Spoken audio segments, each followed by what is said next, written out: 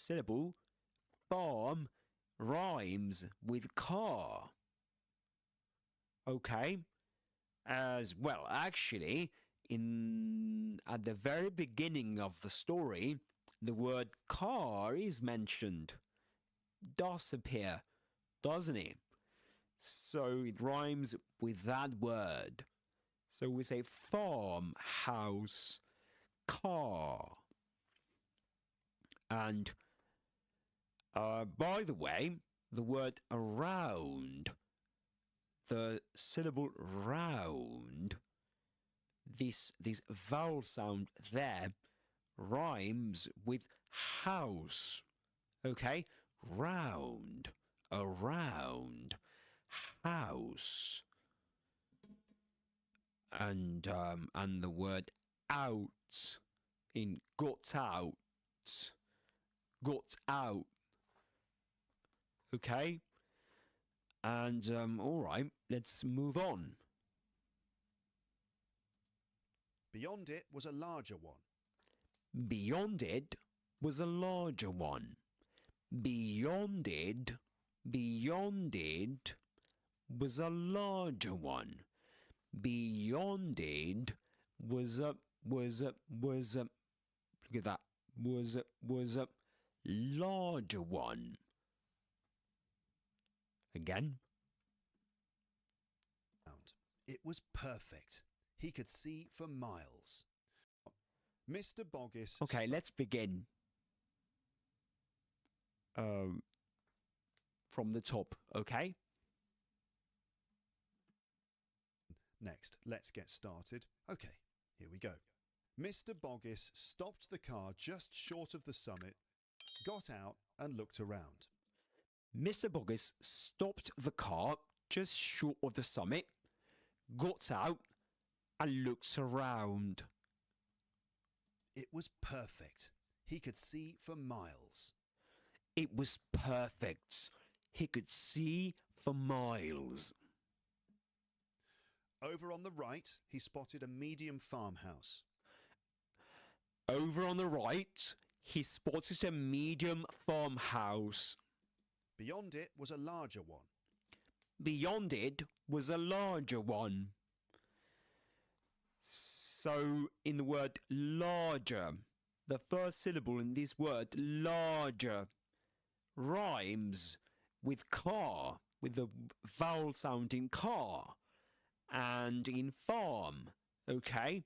So you can practice these words together. Car, farmhouse, larger one.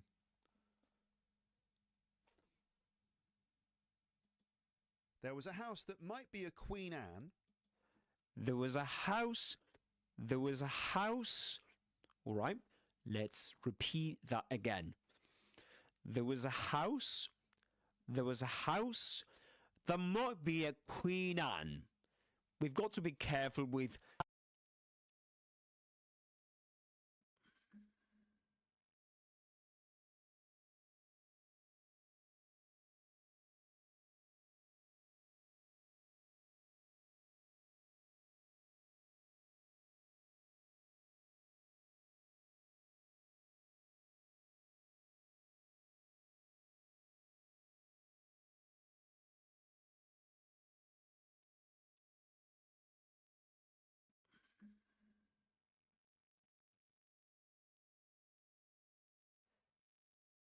Okay, guys. Hello, and welcome to this episode. This new episode on shadowing, called Shadowing Luke Live. Improve your British pronunciation with episode 817. Parton's Pleasure. And now I'm going to read from a script I wrote for this episode. And so, welcome to Alex's Adventures in English. I'm Alex, and today we're shadowing. We're shadowing Luke reading a short story written by Roald Dahl. Okay, we're gonna shadow the first minutes of Luke's reading, of Parsons Pleasure, which was featured in episode 817 of Luke's English podcasts. In case you don't know, shadowing means listening to a speaker and repeating what they say straight after them, trying to match their pronunciation, rhythm, and intonation as closely as possible. This is something Luke usually recommends on his podcasts. Okay, it's actually one of the most powerful ways to improve your pronunciation, intonation and rhythm, connected speech, and overall confidence in spoken English. And this is something I've been doing ever.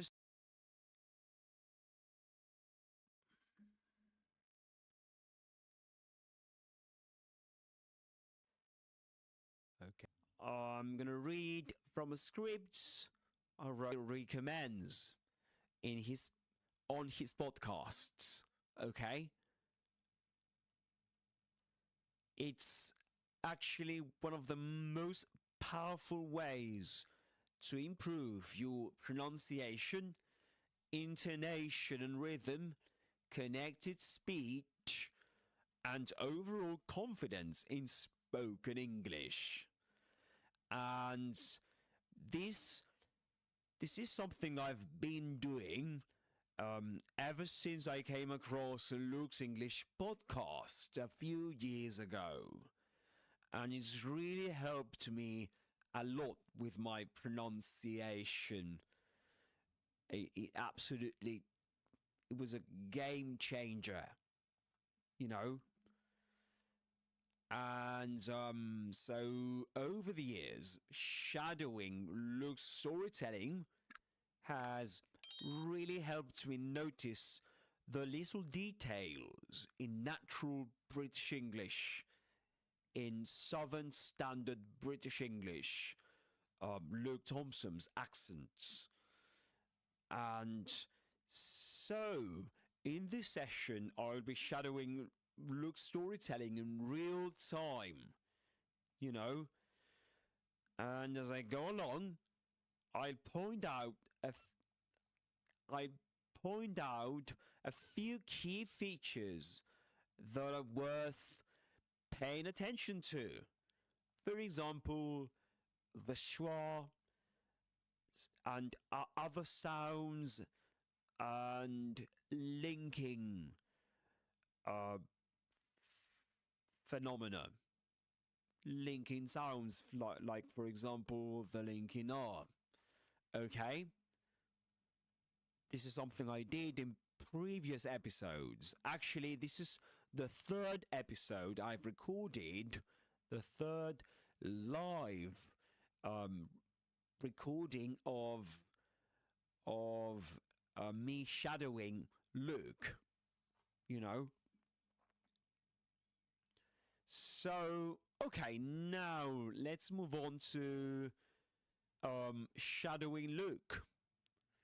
We've got to repeat immediately, mimicking him, mimicking his intonation, pace, and delivery. Okay? So, let's crack on, guys. All right, so let's get started. Mr. Boggis stopped the car Let's get Okay. started. Okay. 1, 2, 3. Here we go. Mr. Boggis stopped the car just short of the summit, Mr. Boggis stopped the car just short of the summit. Again.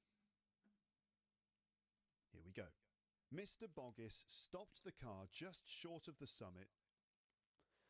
Mr. Boggis stopped the car just short of the summit. Got out and looked around.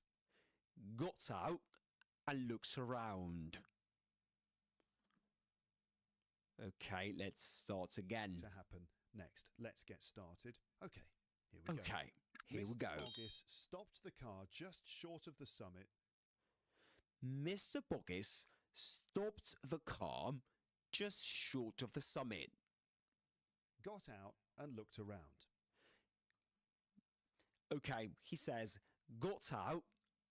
Got out. He doesn't say, got out. Listen to that again. It was per car just short of the summit. Got out and looked around. Got out. There we've got a glottal stop. So, got out. Actually, got out. Got out or got out? Got out, he says. Right, yeah. Stopped the car just short of the summit, got out and looked around. Got out and looks around. And looked. Look at that. Looked. That's the way we pronounce the simple past of the verb look. Looked. And speaking of simple past verbs, we've got stopped. We've got to be careful there, especially if your native language is Spanish. You don't have to add a vowel sound, before the S sound. It's not stopped, but stopped.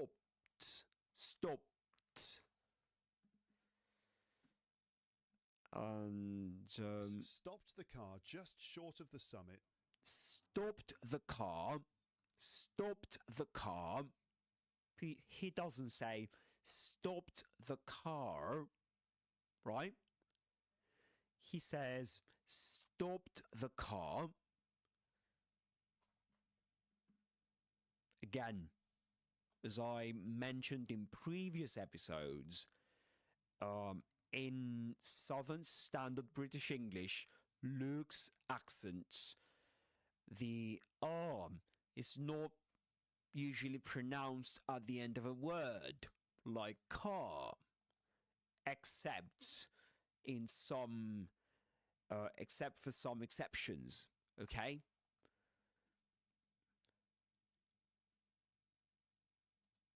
Got out and looked around. It was around, okay? Around. It was perfect. Short of the summit. Got out and looked around. It was perfect. It was perfect. It was perfect. Of the summit. Got out and looked around. It was perfect. He could see for miles. It was perfect. Look at that. As in perfect. That in perfect is absolutely perfect, I might say. It was perfect. As in words like word or bird and church. It was perfect. He could see for miles. He could see for miles. Okay? He could see for miles. Yeah, so he could see. It's not he could, but he could see for miles. Out and looked around. It was perfect. He could see for miles. He could see for miles. He doesn't say for miles, as you would expect to hear in American English, for example. He could see for miles again, because he speaks with this accent, okay? He could see for miles. Over on the right, he spotted a medium farmhouse. Over on the right, he spotted a medium farmhouse. Over on the right, here we've got an interesting phenomenon. Over on the right, over on... Previously I said that in standard Southern British English, the R is not usually pronounced at the end of a word, but that there are a few exceptions to this tendency. The thing is that in this case, the over is followed by another word beginning with a vowel sound, specifically on, okay? So in this case, in this accent, they would pronounce the R sound. They say over on, okay? It's a very gentle sound, very small. Over on, it's not over on, but over on the right. And as I explained in previous episodes, over on, in this case, this linking sound is called linking R, okay? Because it is in the spelling. Over on the right. Right, let's go on. Beyond it was a larger one. Yeah, hello there. Just give me 1 second. Yeah, can you hear me? Can you hear me properly? Great. Just a second. Okay, great. There we are. So yeah, we're talking about linking ra, actually. That's sound that appears here, right? It was over on the right. Yeah, over on the right. Yeah. So over on the right, he spotted a medium farmhouse. Yes. Very good. So let's continue watching the live replay, and we can watch it together, okay? And you can ask me any questions you want. You can drop any comments you like in the chat. I'm Alex, and this is Alex's Adventures in English. And yeah, so let's continue. Let's rewind a bit. And looked around. It was perfect. He could see for miles. Over on the right, he spotted a medium farmhouse. He spotted. Okay, he spotted. So spotted, yeah, so spotted is the simple past. It's a regular verb, and in the simple past it becomes spotted, okay? Because in the infinitive is spot. That is to say, it ends with a sound t. Spot. So, being a regular verb, we need to add to it ed at the end. And as it ends with a sound, with a consonant sound, t, the ed ending is pronounced id, id, spotted, spotted. He spotted a medium farmhouse. Okay, a medium. This medium, the first syllable, the vowel in the first syllable of medium rhymes with see. See in, for example, the sentence, he could see for miles. So this is medium, medium, medium farmhouse, farmhouse. As I mentioned in previous episodes, farmhouse, farm, the vowel sound there in that syllable, farm, rhymes with car. Okay? As well, actually, at the very beginning of the story, the word car is mentioned. Does appear, doesn't it? So it rhymes with that word. So we say farm, house, car. And by the way, the word around, the syllable round, this vowel sound there rhymes with house. Okay? Round, around, house. And the word out in got out, got out. Okay? And all right, let's move on. Beyond it was a larger one. Beyond it was a larger one. Beyond it was a larger one.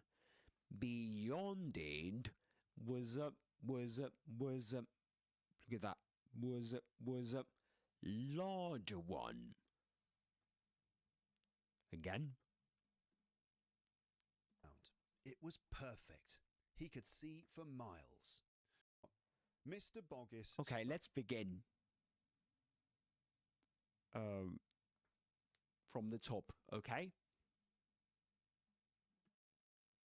Next, let's get started. Okay, here we go. Mr. Boggis stopped the car just short of the summit, got out and looked around. Mr. Boggis stopped the car just short of the summit, got out and looked around. It was perfect. He could see for miles. It was perfect. He could see for miles. Over on the right, he spotted a medium farmhouse. Over on the right, he spotted a medium farmhouse. Beyond it was a larger one. Beyond it was a larger one. So, in the word larger, the first syllable in this word, larger, rhymes with car, with the vowel sound in car, and in farm, okay? So you can practice these words together. Car, farmhouse, larger one.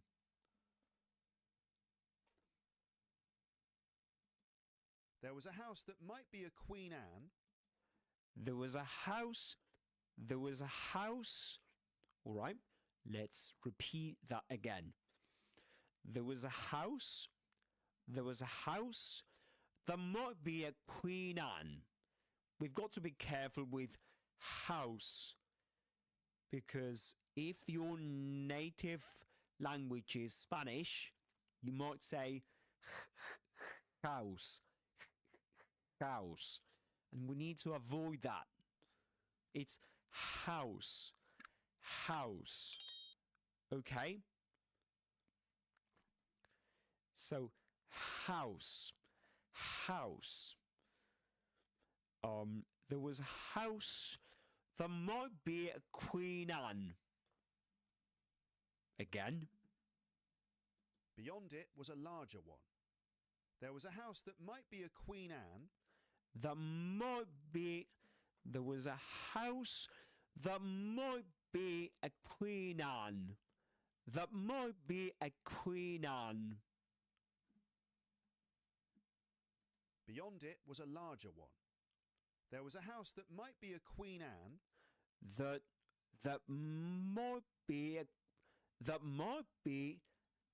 was a house that might be a Queen Anne. Might be.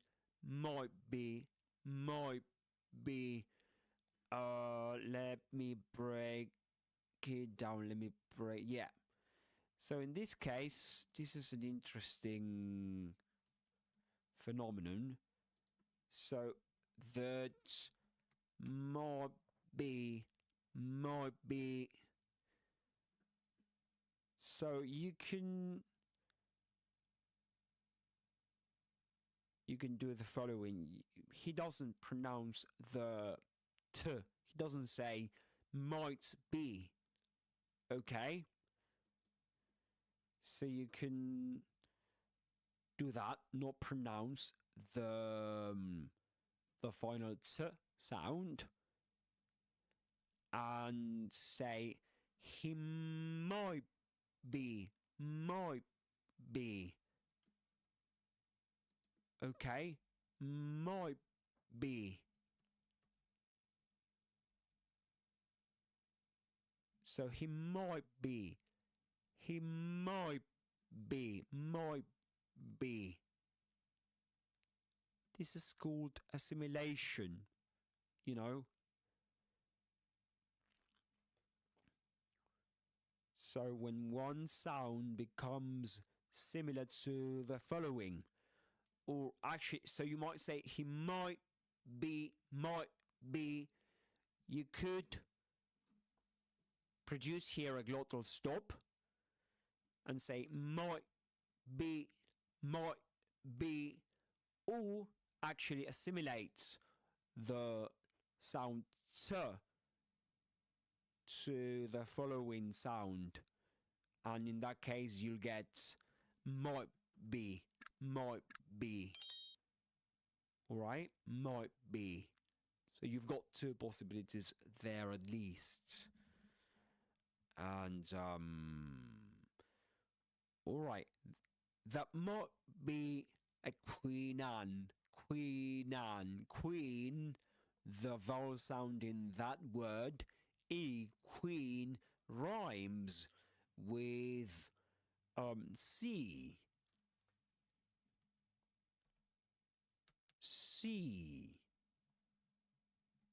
Queen. And medium. Okay? You can practice those words together. Alright. Let's continue. So. And there were two likely farms over on the left. And there were two likely farms over on the left.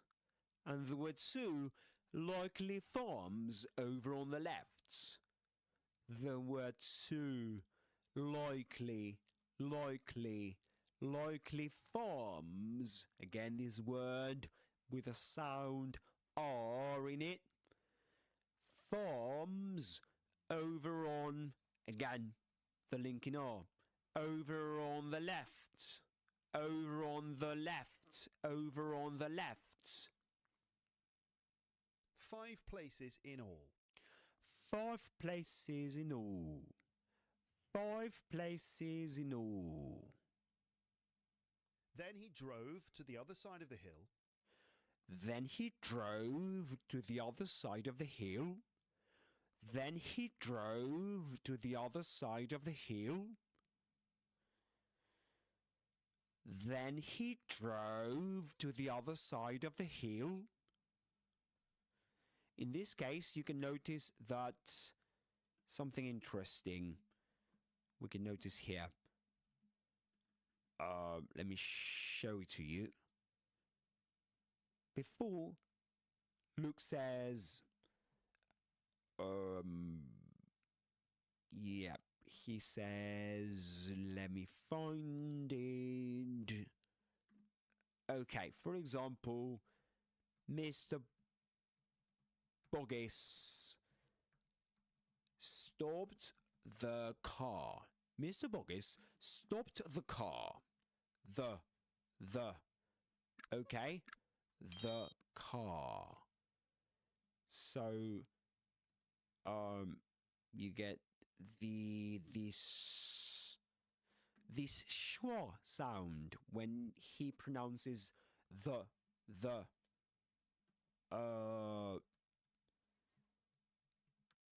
He says the car, but then he says the other side.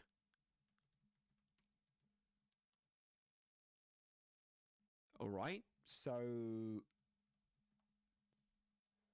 the other side, the car, but he says the other side.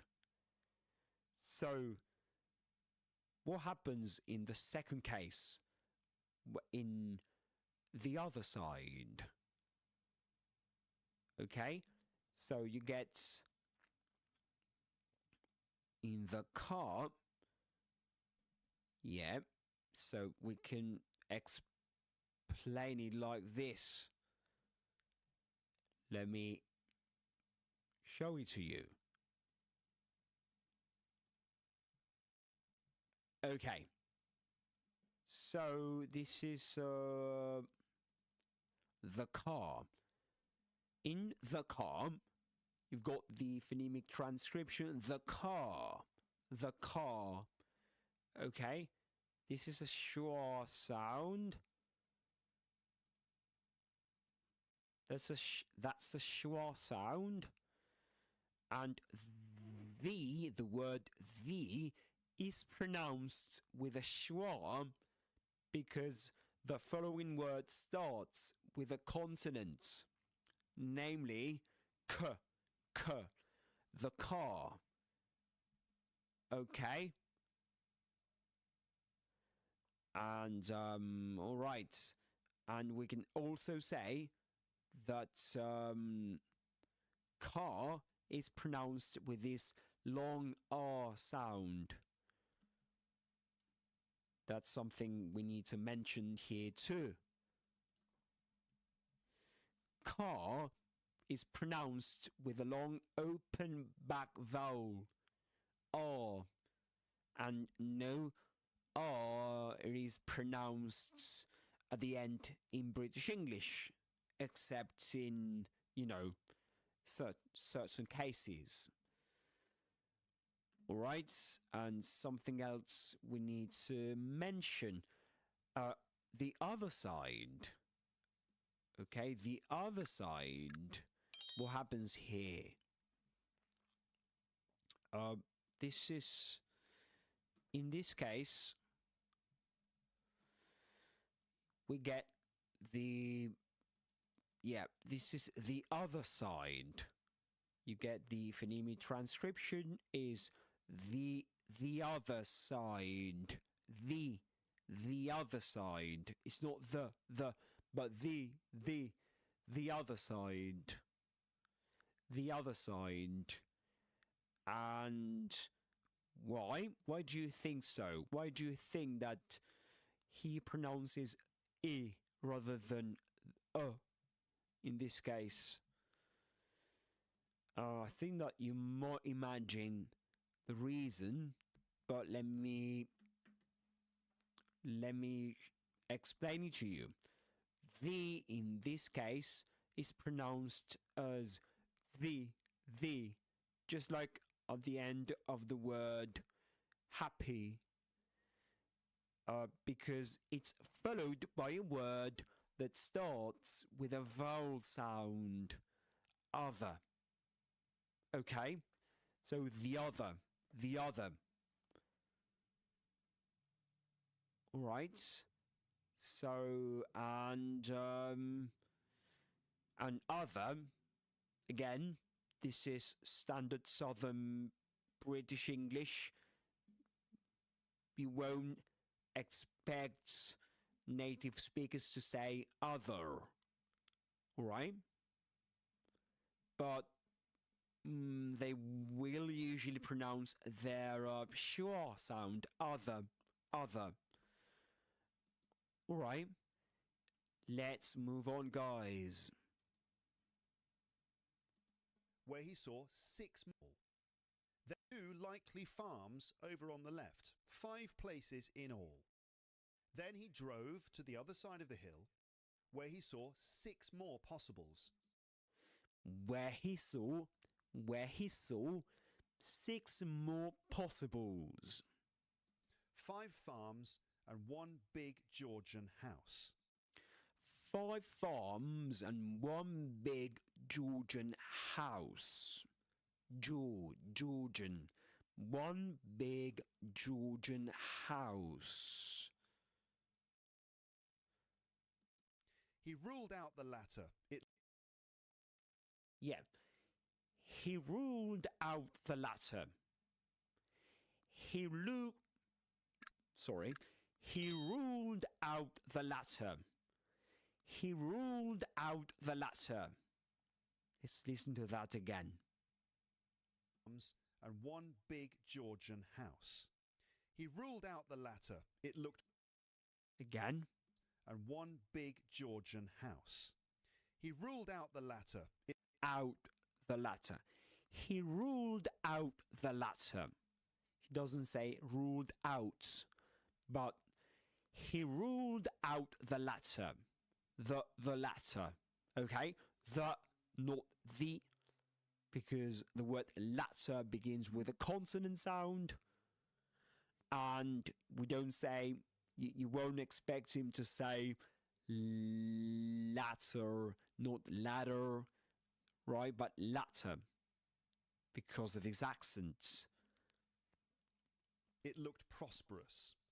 And there was It looked prosperous. It looked prosperous. Okay? It looked prosperous.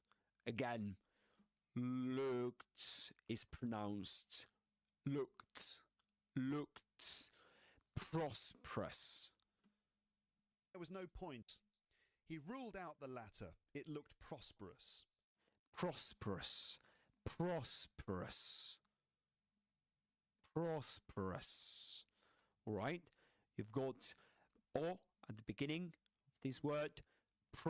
Prosperous. 2 schwa sounds. Prosperous. Okay.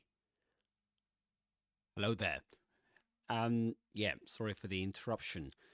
Yeah, this is the phonemic transcription of the phrase the latter. The latter. Okay, that's the way you the technical, how you pronounce it technically, let's put it, how you represent the sounds technically of this phrase. The latter, and this is a schwa. That's a schwa, right? The latter, and this sound here is the same as in cats, the latter, and at the end you've got another schwa. That's in British English, or more specifically in standard Southern British English. All right. All right, let's continue. Any questions you've got, guys? You can drop them in the chat below. Don't forget.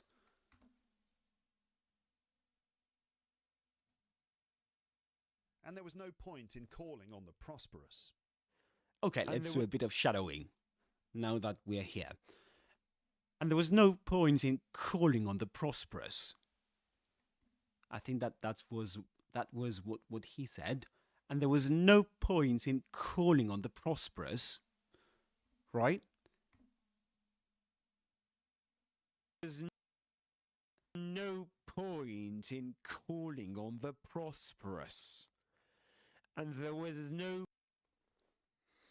was no point in calling on the prosperous. Prosperous. Repeat after me. Prosperous. And by the way, guys, what are you watching me from?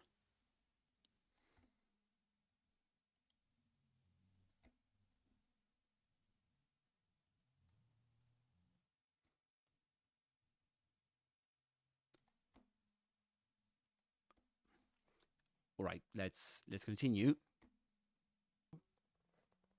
point in calling on the prosperous. On the prosperous. On the prosperous.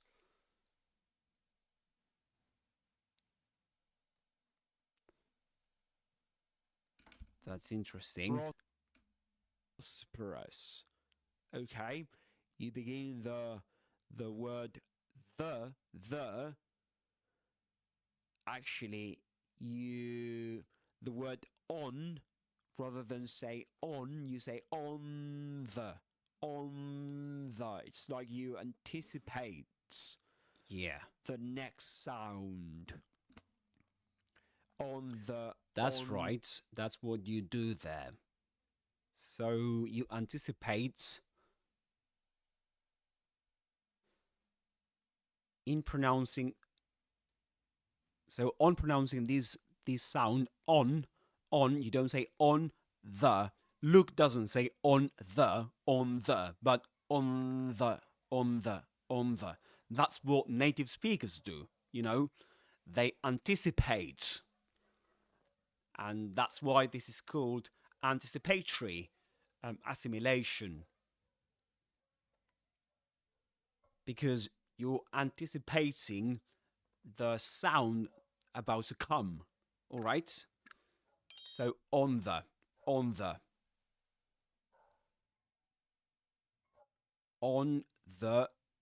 So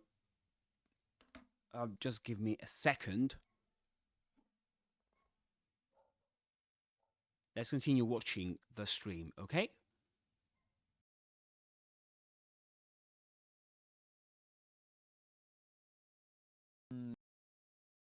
The prosperous. All right, let me do the following. So, what is going to happen next? Let's get started. Okay, so from minute 10 to 11. Okay.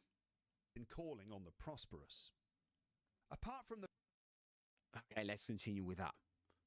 I love that part, that bit. And there was no point in calling on the prosperous. Apart from the fact that he was at this moment disguised as a clergyman. Apart from the facts. Apart from the facts. Let's listen to that again. Apart from the fact, and there was no point in calling on the prosperous. Apart from the fact. Apart from the facts. Apart from the facts.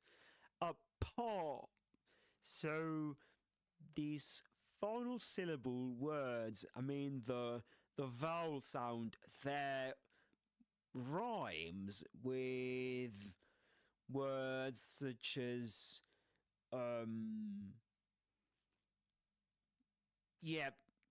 car, farm, farm. But in this case, he says apart. And there was no point in calling on the prosperous. Let me see if I can find another word that rhymes with apart. Larger. Okay, larger. And yeah. Apart from the fact that he was Apart from the facts, facts rhymes with the word cat. Facts, as I mentioned in my previous episode. Facts. Apart from the facts. at this point in calling on the prosperous. Apart from the fact Apart from the facts. So he doesn't say apart, does he? Apart, that's a glottal stop there at the end of apart. Apart from schwa, from the another schwa, apart from the facts that he was at this that he was moment disguised as a clergyman. disguised as a clergyman,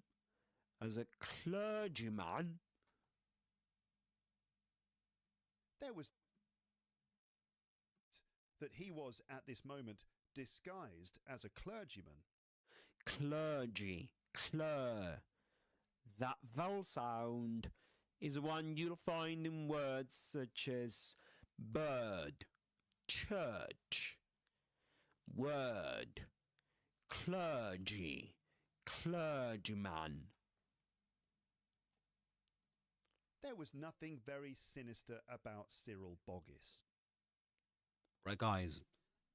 Going back to what I mentioned before on the, remember that? The anticipatory assimilation. Let me say something else about it. On the. So on the, what you can see there, right under the symbol, the symbol representing the N letter, you know, the N sound on the. That symbol in red, that's diacritic. That's its name, its technical name, and it indicates that sound becomes dental. So it's on the. And why do I say dental? Because it's pronounced like this, on, like the n sound is pronounced with the tongue being pressed against the upper front teeth, like this, on the, and let me try and explain that to you more carefully. So again, in connected speech, this is something that happens in connected speech, right? And so let me try and show you this. Okay, maybe I can show you a screenshot. Yeah. Okay, I'm gonna do that. And I'm going to read it to you. So just give me 1 second. On the, again.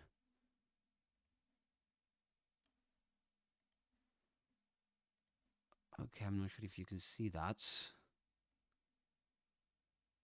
All right, that's on the horizontal streaming, but let me go to the vertical now.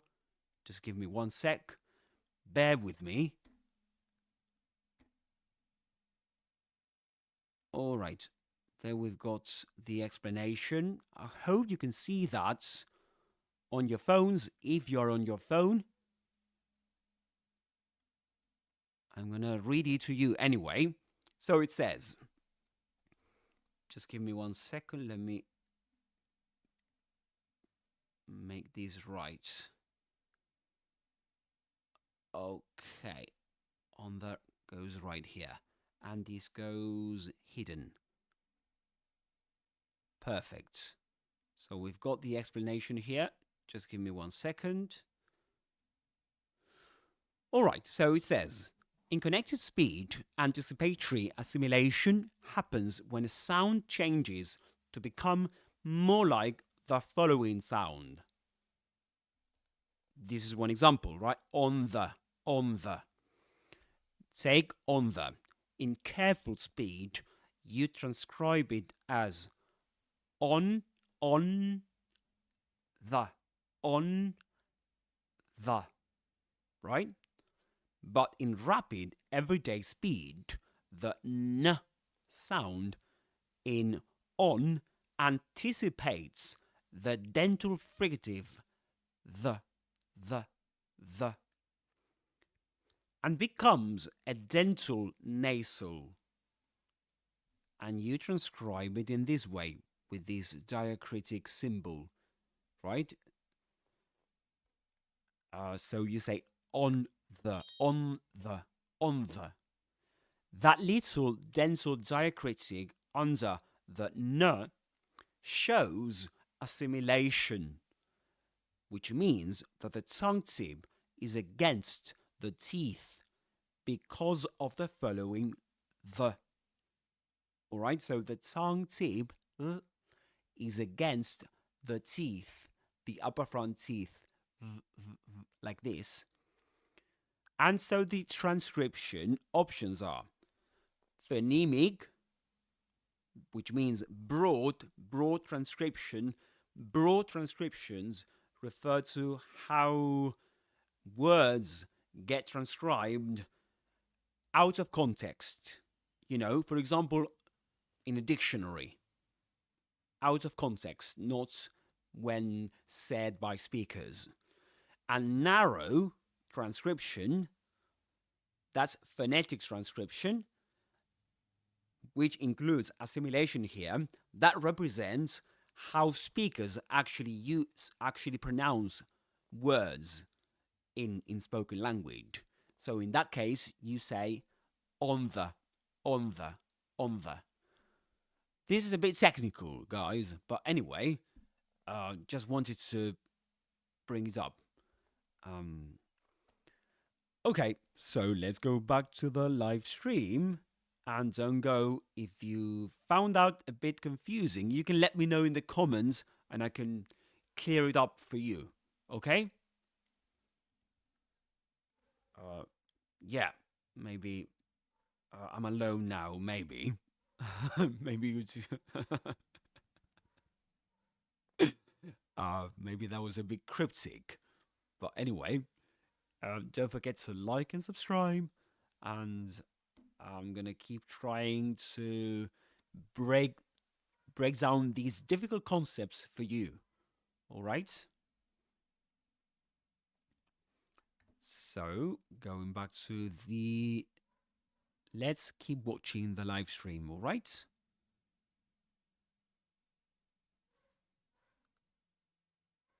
And, all right, let's continue. There was nothing very sinister about Cyril Boggis. Let's listen to that again. As a clergyman, there was nothing very sinister about Cyril Boggis. All right, I want you to repeat after Luke. There was nothing very sinister about Cyril Boggis. Now you say it. There was nothing. There was nothing. Your turn. There was nothing very sinister. Very sinister. There was nothing very sinister about... As a clergyman, there was nothing very sinister about Cyril Boggis.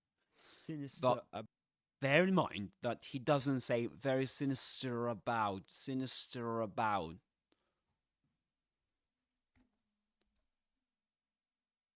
As well, you would have expected, because let me try and explain that.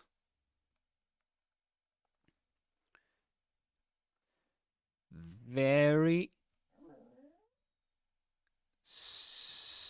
sinister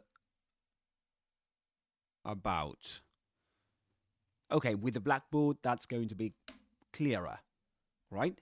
Very sinister about. What happens here? When I read that, I did pronounce the R. This one. I did pronounce it. I said, very sinister about. Very sinister about. Why did I pronounce it? Even though I know that in standard Southern British English, you don't pronounce the R at the end of a word, except there's a vowel sound right after it, you know? So let's suppose that you go to the dictionary and you click on the word sinister.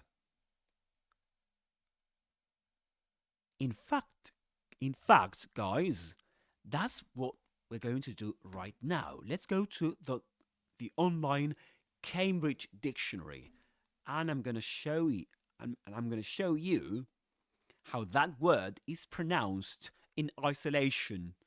You know, not being spoken by a person in a conversation or a short story.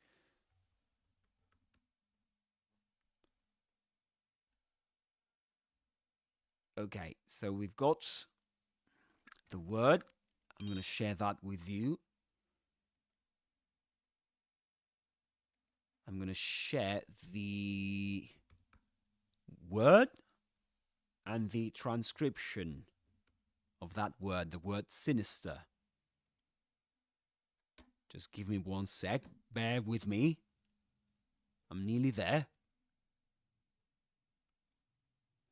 Okay, that's the word. Sinister. And sorry, guys, on the vertical live stream, just give me 1 sec. Right there with you. All right, there we have it. So that's sinister. And now let's listen to it, shall we? Let's play the pronunciation. Let's listen to the pronunciation. Just give me 1 second. I need to go to the online Cambridge Dictionary. This is British English. Listen to it. Sinister. Sinister. Sinister. Sinister. Right? So that speaker says sinister. He doesn't say sinister. Now let's play the American, the US pronunciation. Sinister. Sinister. Sinister. Sinister. Do you notice the final R? Sinister. Sinister. Sinister. Right? Even though we see that in the transcription of the UK pronunciation, we see a final R at the end, but it's very small, right? And that means that it can be pronounced in certain contexts, not always, right? If the word is immediately followed by a pause or another consonant, you don't pronounce it. That's the rule, right? But if it's immediately followed by another vowel sound, by a vowel sound, there you do pronounce it. And that's why I did pronounce that sound when I said very sinister about. Now I think that I'm clearer in my explanation here, because you can see that sinister in isolation, I mean the final letter, the final R is not pronounced in sinister in the UK, at least not in Southern Standard British English, okay? But only in certain contexts. as it's indicated by the dictionary here. And what I did was to kind of apply that rule that when a word ending in that letter, the letter R, is followed by another word, is immediately followed by another word beginning in a vowel sound, like about, you do pronounce that R. So you might say, very sinister about.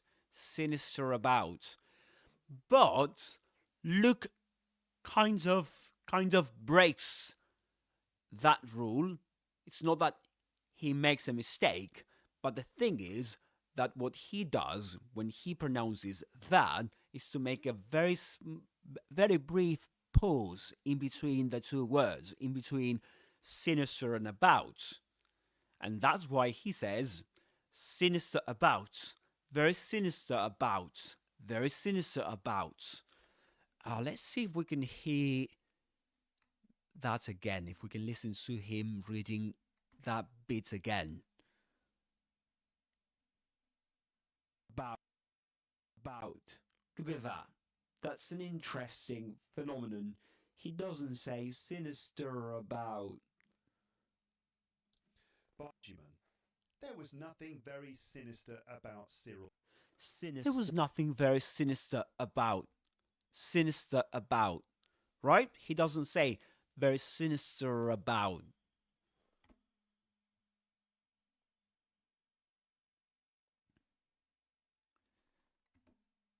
Yeah, so if you've got any questions, guys, you're welcome to ask them, in the chat.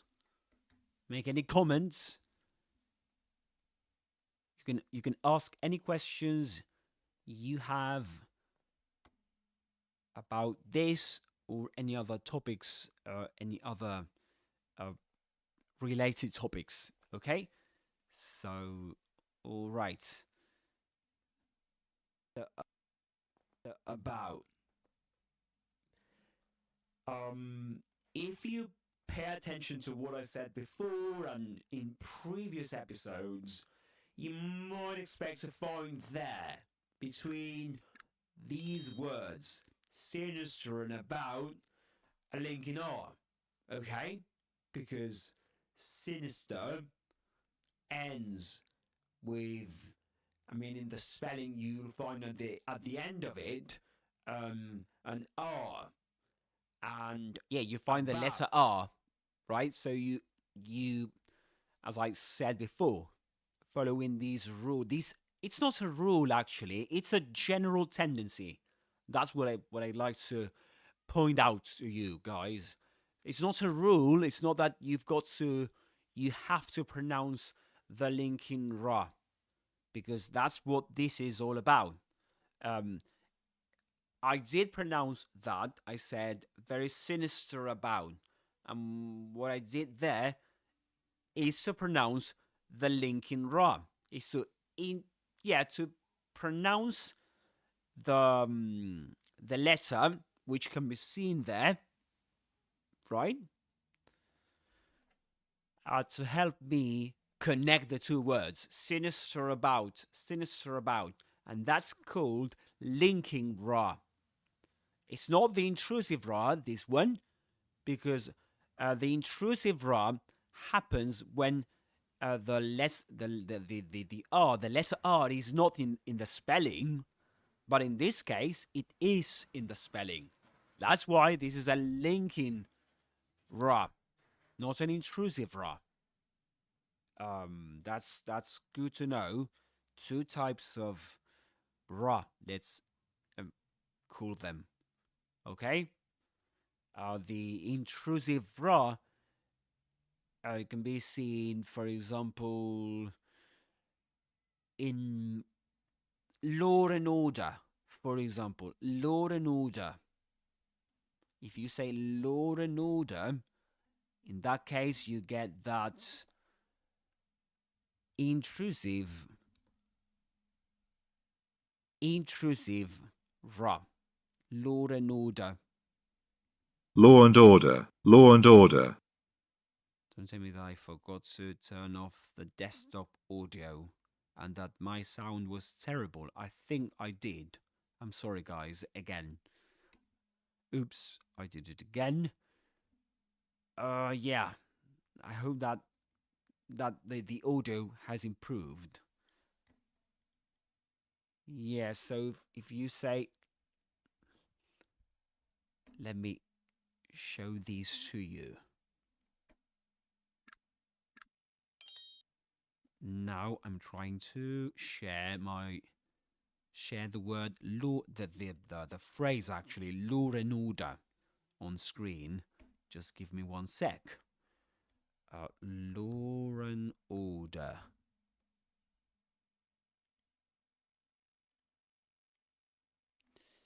Yeah, so that's law and order for people on the horizontal live stream, and for the vertical live stream, just give me 1 second. There we go. I could have written it down on the blackboard, right? Yeah, I should have done that instead.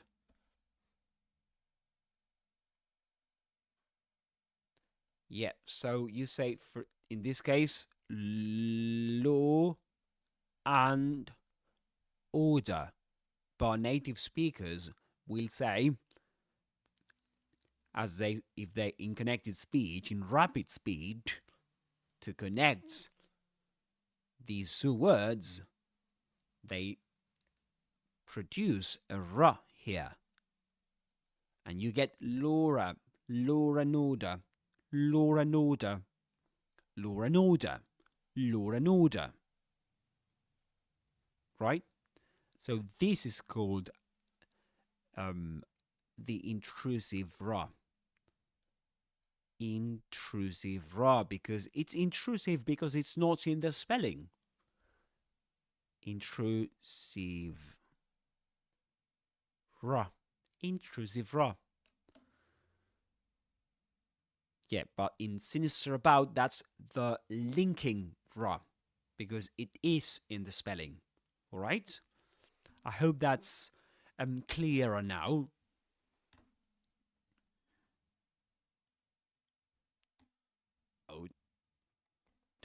About begins with a schwa sound.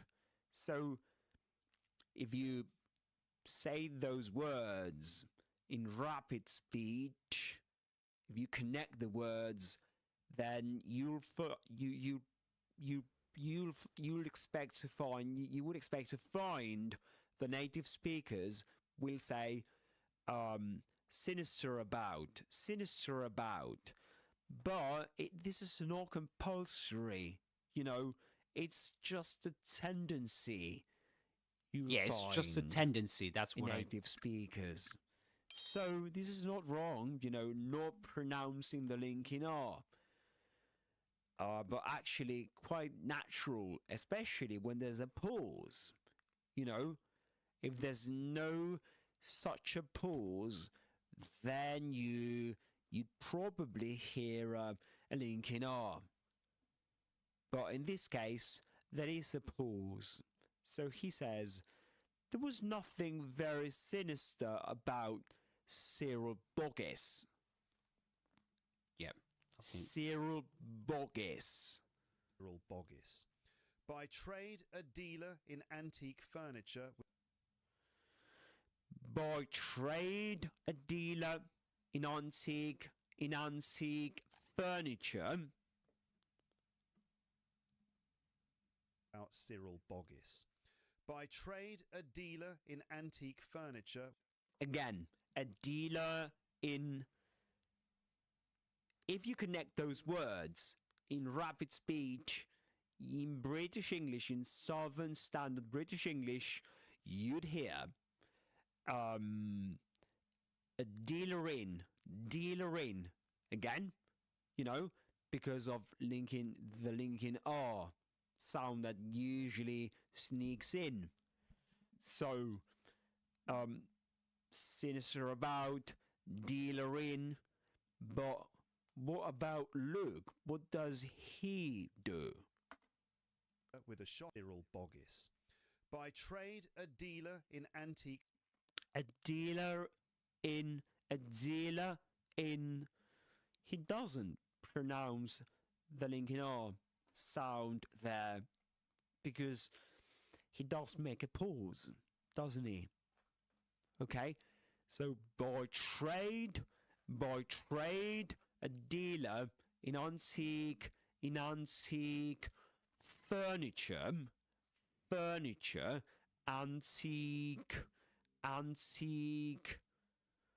In the word antique, you get at the beginning the vowel sound a, antique, and then you get the e, the long e sound, as in medium. Okay, in antique furniture. At the beginning of this word, you get the same sound as in a bird. Furniture. Okay, this sound. All right. Furniture with a shop in the King's Road, Chelsea. Boggis had achieved a considerable reputation by producing unusual items with astonishing regularity. Okay.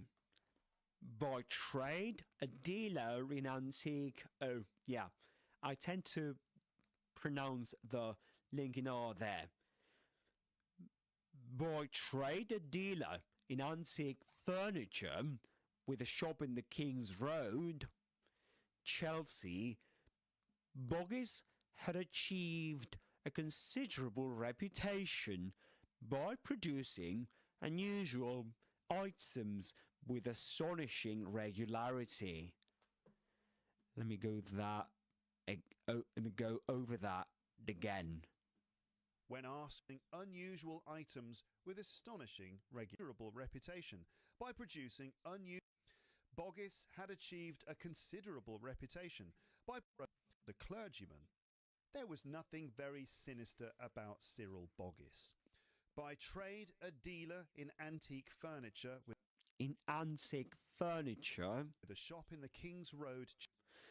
a shop in the King's Road, Chelsea. Boggis had achieved a considerable reputation. Boggis had achieved. Let's listen to that again. Road, Chelsea. Boggis had achieved a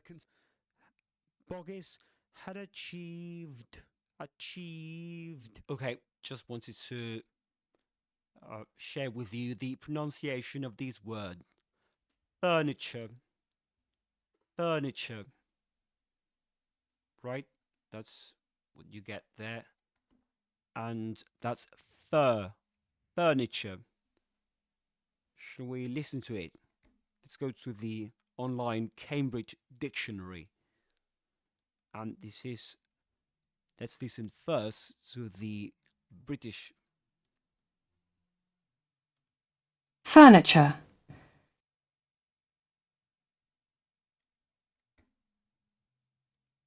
That was furniture. Right? Now let's listen to the to the US pronunciation, the North American pronunciation.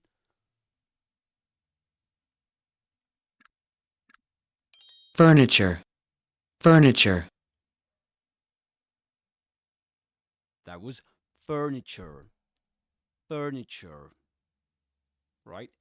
Furniture. Can you notice the two r sounds? Furniture. But in British English, furniture repeats after me. Furniture.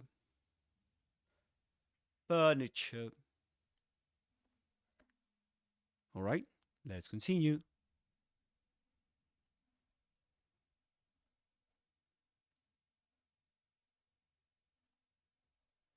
Yes, let me Continue.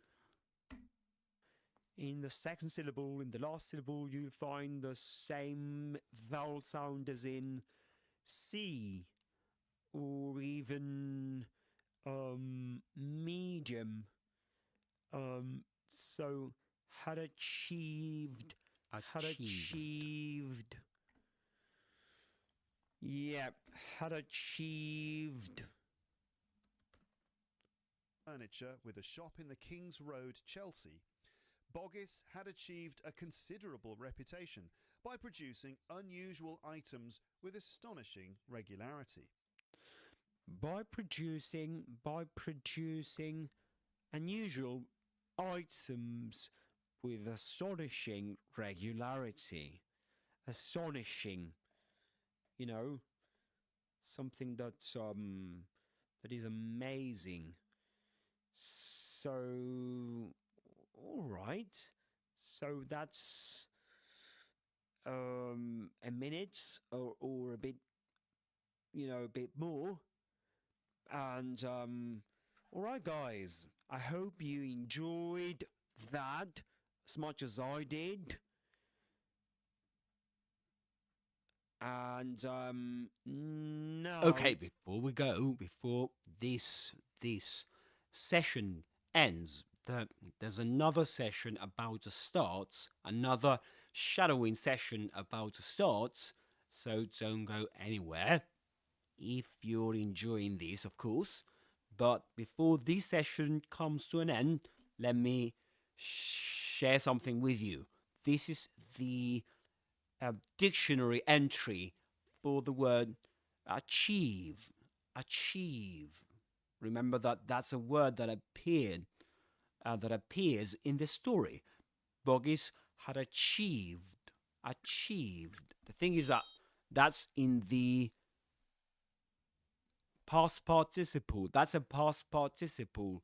It's a verb in the third column, right? Had achieved. So it ends with a consonant sound d, and you say this. Not that one. Just so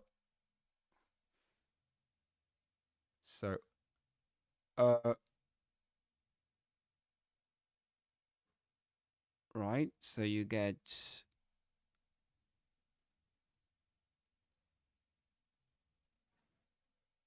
that's the transcription, the phonemic transcription of this word achieved. Had achieved, right? And while we're at it, we can listen to the pronunciation, the dictionary pronunciation of the word achieve, and we can repeat after it, shall we? Let's do it. Just let me do something first. Achieve.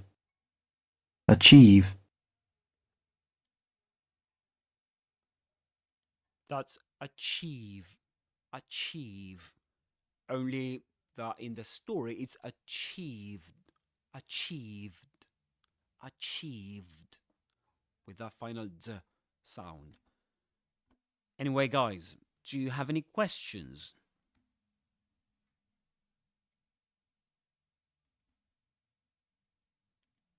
Let me have a look at the live stream on YouTube.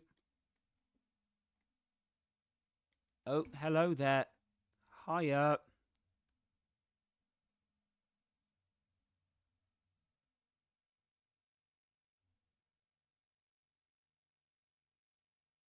Hi, hello. Welcome to the live stream.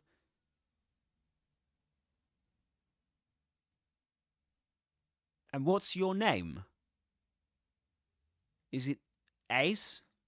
Shall I call you Ace?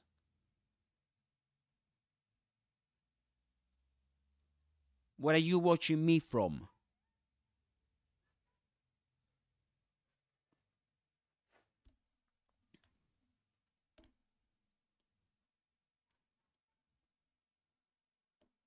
In the meantime, let's let this session end and the next one start.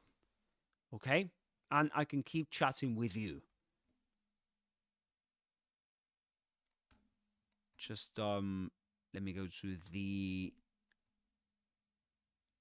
right. Let me go to the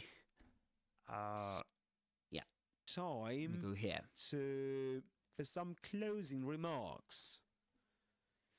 So, guys, if you're looking to sound more natural when speaking English, shadowing is honestly one of the best things you can do.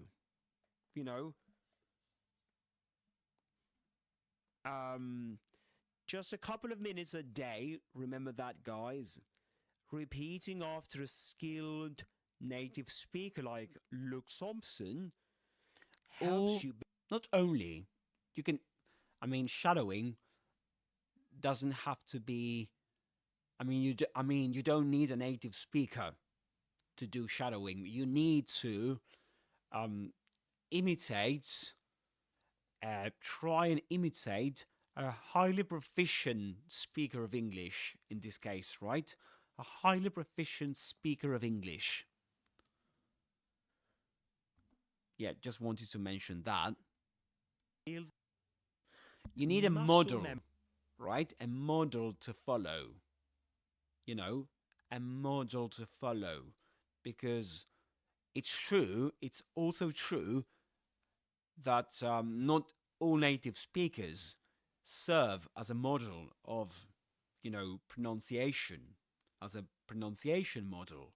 So it's not true to say that you need to imitate native speakers in general, but only certain people, you know, highly skilled people in, you know, pronunciation.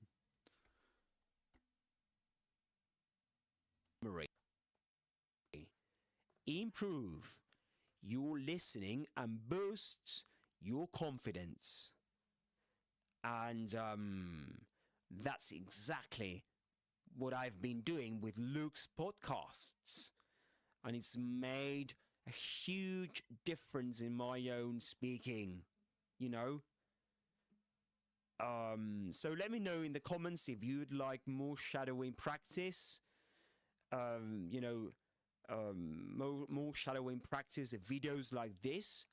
I'd love to turn this into a full-on series. I think I've already done so. I'm on it actually. And but anyway, I'd like to know your opinion. Yeah, it's a good moment to mention that since I published this video, I've published like, I don't know, quite a few shadowing sessions on YouTube on my channel.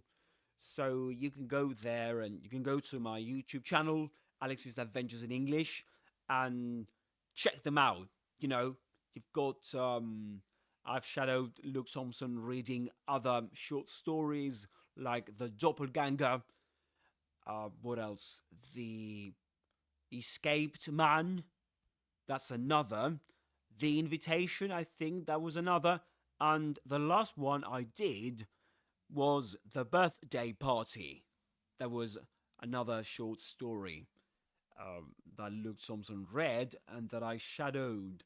You know, I shadowed him reading that story. So you can go there and check it out. Check them out. Okay?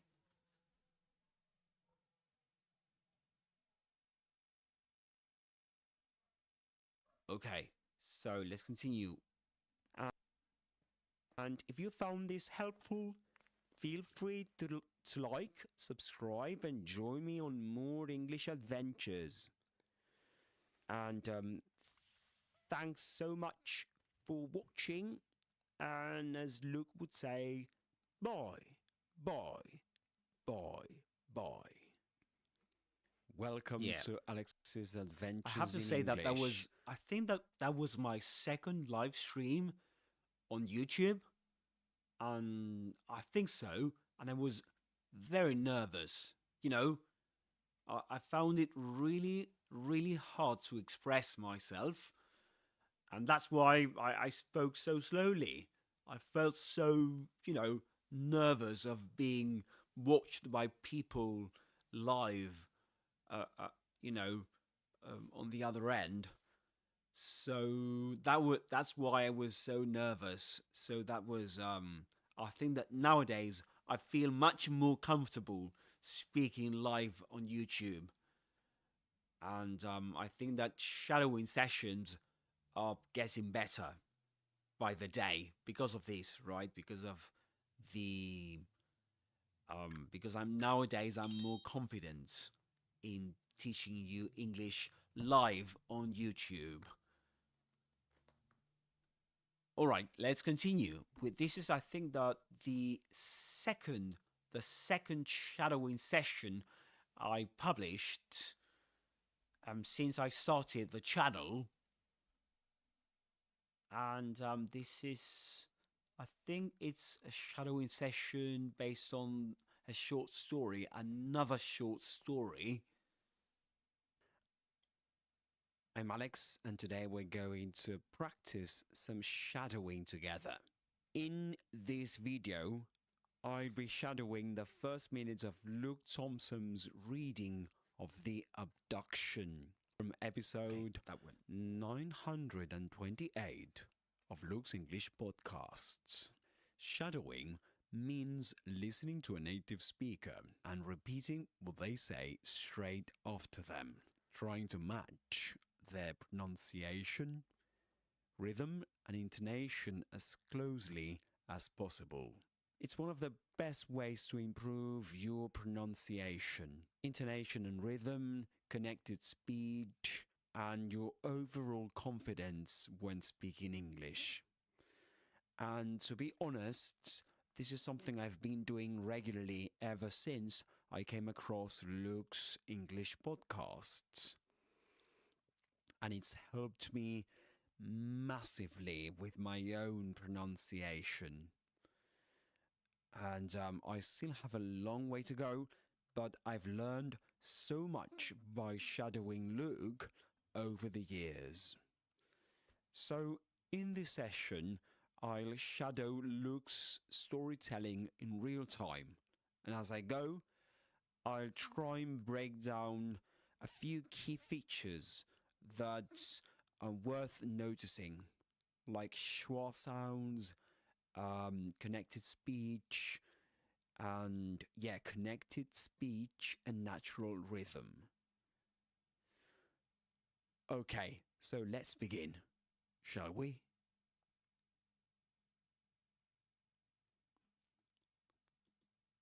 Here we go. This is The Abduction.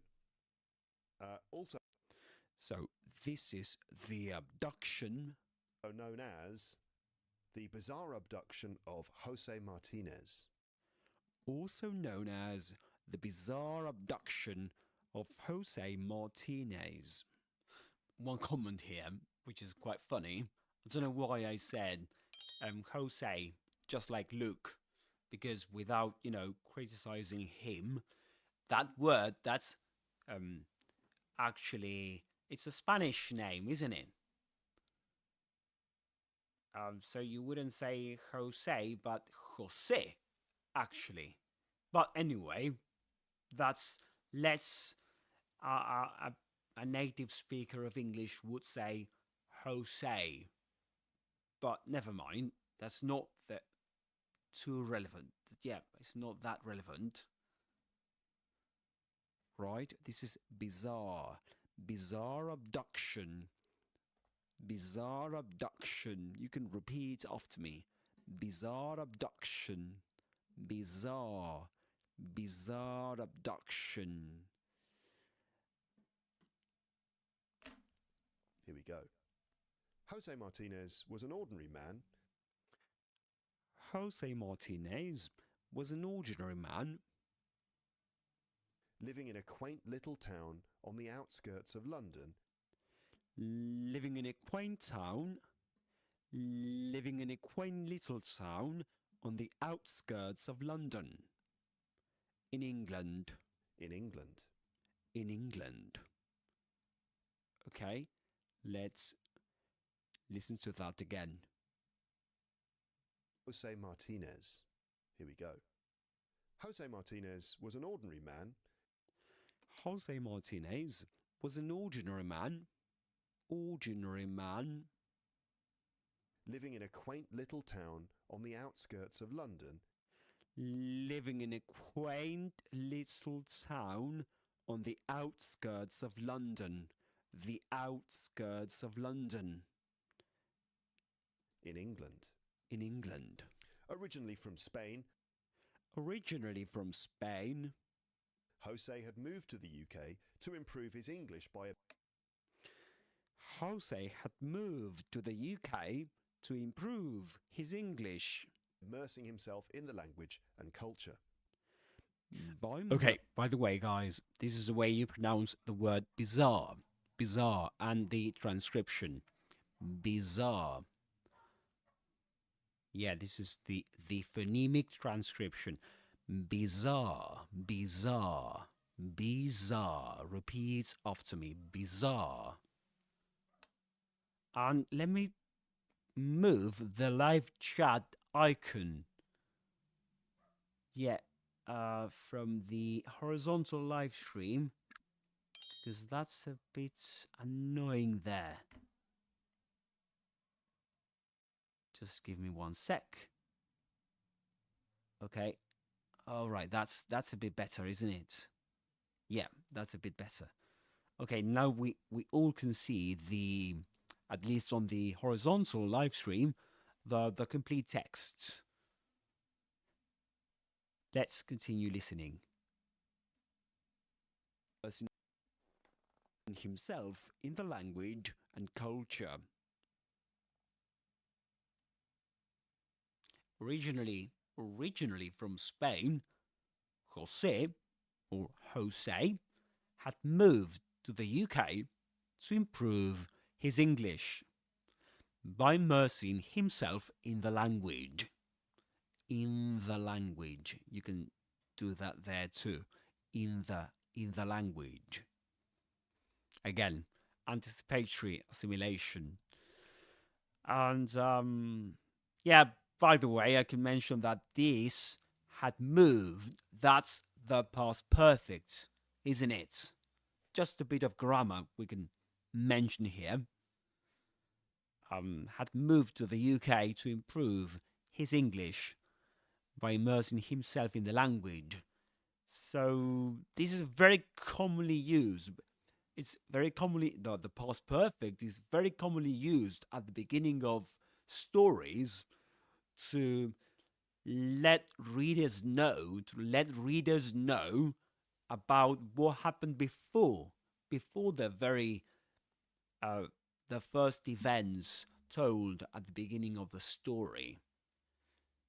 Right? So we kind of we are told about the background of the main characters usually, or the main character. We know these are bits of information about the background, in this case of Jose or Jose, that we need to know to understand the story, right? Let's continue.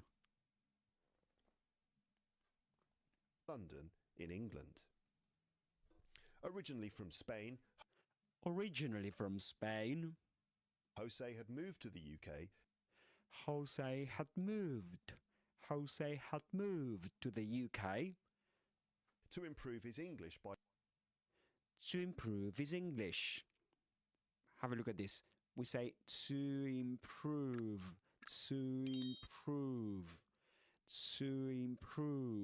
We don't say to improve. Okay. To improve. So, basically, what happens here? We say to improve because improve begins with a vowel sound. E. improve, right? So the pronunciation of the previous word, the word to, is pronounced as to, okay, to improve. But let's suppose that this word after to began with a consonant sound, like, for example, Spain, to Spain, to Spain. He moved to Spain, he moved to Spain, or he moved to the UK, to the UK. Okay, we don't say he moved to the UK, but with a schwa sound. Is that clear? To the UK, but we say to improve, to improve. Okay, let's continue. By immersing himself in the language and culture. He managed to find work as a mechanic. He managed to find work as a mechanic. In the language and culture. He managed to find work as a mechanic. Be careful with this sound. He. If you speak Spanish, try not to say he. All right? So he managed to find work as a mechanic. Fixing up old cars in a small garage. He managed to find work as a mechanic, fixing up old cars in a small garage. Fixing up old cars in a... So, let's do that again. Fixing up old cars in a small garage. Again. He managed to find work as a mechanic, fixing up old cars in a small garage. In a small garage. Right? We say garage, small garage. So, have a look at the word mechanic. Mechanic. So, we say mechanic.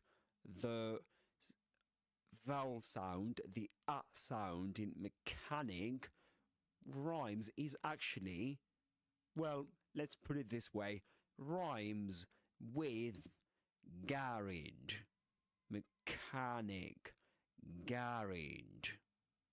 Right? Mechanic, garage. And managed, also, you know, the first syllable in managed. So he managed to find work as a mechanic, fixing up old cars in a small garage. So you've got 3 words that contain the same a sound, which is the same a sound you'll find in the word cat. Okay? So managed, mechanic, and garage. Great, Right? perfect. Okay, there's something else I'd like to point out now. You've got the word garage. You've got 2 pronunciations in the UK. You can say, look at the first one. We can go to the dictionary and repeat after. Okay, let me play the first pronunciation. Just give me 1 sec. Garage. Garage. Garage. Garage. Garage. That's the first pronunciation you can see on the left. The UK pronunciation, garage. But it's not the one look, chose, is it? No, what he said was the second pronunciation, garage, garage, right? Garage. And I'm not sure we can hear that here because we only got one pronunciation for the UK, but we do have the US pronunciation, the North American pronunciation, which is garage, sorry. Maybe my mic wasn't. I mean, the sound was off before. Let me say that again because there's a problem here with my audio. Whenever I turn on the desktop audio, the sound gets distorted. So let me start again with the garage explanation. So let me go to the dictionary again. The online Cambridge Dictionary, and we get garage, okay, garage, garage. That's one pronunciation, one UK pronunciation of that word. You can see that on the left.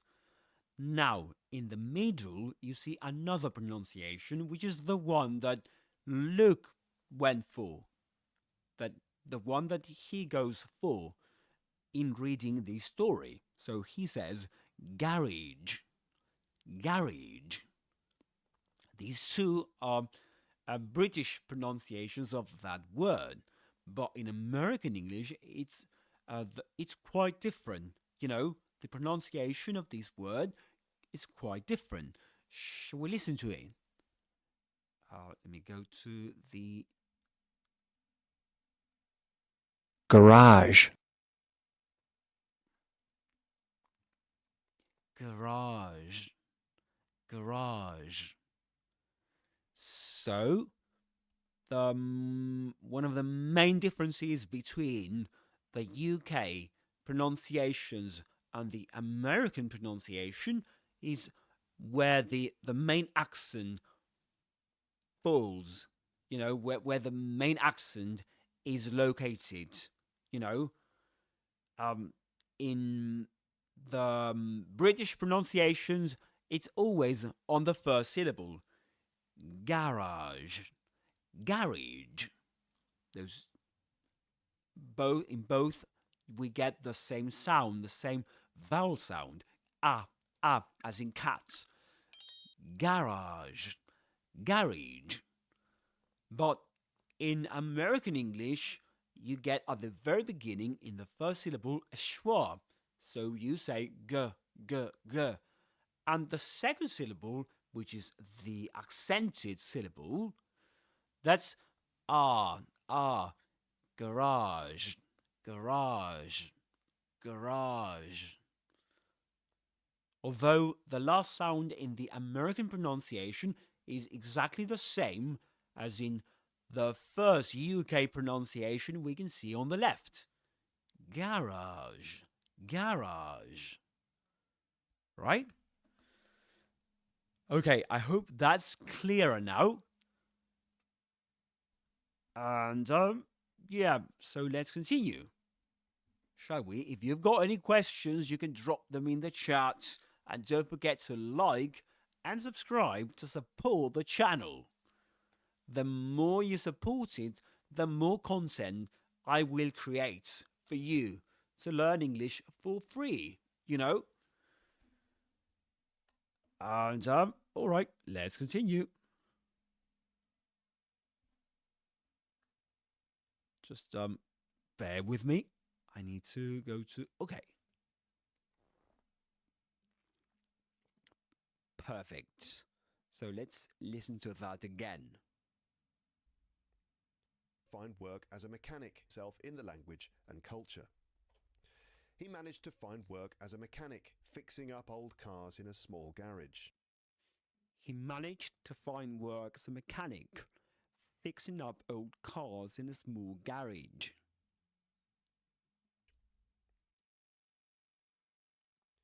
His life was relatively simple. His life was relatively simple. His life was relatively simple. Relatively simple. And uneventful. And Hiya. uneventful. And uneventful. And uneventful. Uneventful. Hiya, be careful with this word. Adelicia, Uneventful. is it? Uneventful. I'm Except not for one American, major actually. hurdle. Except for one major hurdle. Hiya, Except Adelicia. for one major So you're watching from the hurdle. UK. Major. Why do Americans think there is Except only one singular for British one accent? Major Two things. hurdle. First off, I'm not American. Secondly, Life I was don't relatively think there's only simple and one uneventful, British except for one accent, major hurdle. right? What I'm teaching life you was here, relatively the simple accent I'm and talking about uneventful, here is except Southern for Standard one British major English, hurdle. right? I'm not sure Hurdle, where the you're first syllable from, in hurdle. So this word but has of course two I'm syllables, aware that and in the UK there are hurdle. many accents. In the first syllable, There's an hurd, accent in every the corner. vowel sound rhymes with the vowel sound in the word. Sorry, let me church. interrupt my live stream. Otherwise, I'm kind of interrupting myself. Yeah. Okay. Yeah, I was explaining myself. Adelicia, is it? Thank you for your messages. Welcome to the chat. And yeah, I was saying I'm not American in the first place. I'm from Argentina, actually. And I'm not sure. Americans think there is only one singular British accent. I didn't know that. But I don't think that. I know there are many accents in the UK, right? There's no one British accent. That's why on my channel, I teach Southern Standard British English. But sometimes, for simplicity, so as not to make things more complicated, I might say UK accent and US accent. But we know that there's no one accent in the UK nor in the US, right? And certainly not in the country where I'm from, Argentina. There are no, there can't be one accent in one country, right? And the UK is no exception, as you know it very well, right? I actually lived in the UK, and I know, and I studied this, right? Because I'm an English teacher, and I know that there are many accents in the UK. So that's off the table, that thought. I don't think that. No worries. But here we're concentrating on one specific accent, Southern Standard British English. But as I said before, for simplicity, I might say UK and US, okay? Because if you go to a standard dictionary, like the online Cambridge dictionary, you don't get other accents there, right? And but it's true that in certain parts of the UK, you do pronounce the r at the end of words, even though right after it may come a another vowel, a consonant or a pause. I mean, you do pronounce the r, right?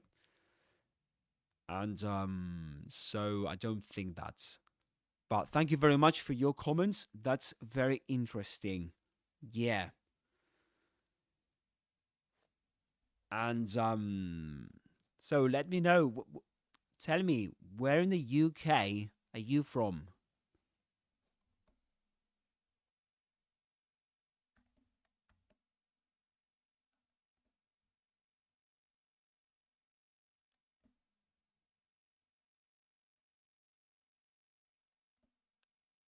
And why did you think that I'm American? That's a good question. Do I speak with an American accent?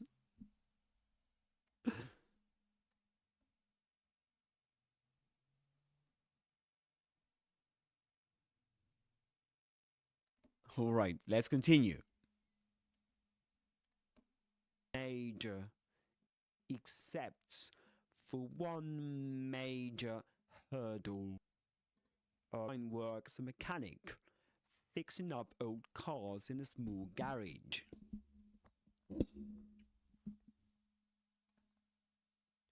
His life was relatively simple. His life was relatively simple. His life was relatively simple. Relatively simple. And uneventful. And uneventful. And uneventful. And uneventful. Uneventful. Be careful with this word. Uneventful. Uneventful. Except for one major hurdle. Except for one major hurdle. Except for one major hurdle. Major. Except for one major hurdle. Life was relatively simple and uneventful, except for one major hurdle. His life was relatively simple and uneventful, except for one major hurdle. And one more thing I like to mention, I like to say, that thinking that there's only one accent in the UK, that's I don't know, it doesn't make sense really. There are so many accents over there that there may not be a finite list, a limited list, because accents shift from town to town, even village to village, as you know, right? So it's very, for any person to think that, that's quite silly, to think that there's only one accent in the UK. So no worries. That is not something we think on this channel. On Alex's Adventures in English, we don't think that there's only one accent in the UK. But the thing is that when you teach British English or English internationally, for international audience, you can't tell them all the time, okay, this is this word is said like this in this accent, but like this in this other accent, or in all these accents in the UK. You've got I don't know how many accents there are, over there. So it's more pedagogically suitable just to say, okay, UK, US. And that's what the dictionary does, But of course, the higher the level of a student, the more detail you can be in, mentioning, okay, this is done in, I don't know, in the south of England, this is in the north of England, this is in Scotland, this is in, I don't know, in Ireland, right? And you can be more specific. But pedagogically speaking, it's simpler to say UK and America. And if students have more doubts, you can be more specific. and you can do a bit of research and say, okay, this is not done. This is only done in the south of England, because in the north of England, in the north of England, it changes, you know. And but yeah. So let's continue. The first syllable in hurdle, so this word has 2 syllables, and hurdle. In the first syllable, her, the vowel sound rhymes with the vowel sound in the word church. Okay? And the word word, and there's another word, a very common word, which is bird. So hurdle, bird, church, and word. Okay? Hurdle, hurdle. His struggle to understand all the different British accents and dialects which he encountered on a daily basis. Okay. Let's rewind a bit. Eventful, except for one major hurdle. His struggle to understand all the different British accents. He struggled to understand, again, he struggled to understand, no, we don't say, you won't actually hear native speakers say to understand, but to understand, okay? Again, because understand begins with a vowel sound. So, to understand, to understand, to understand. He struggle. In the word struggle, the vowel sound in the syllable stra is the same you'll find in words such as but,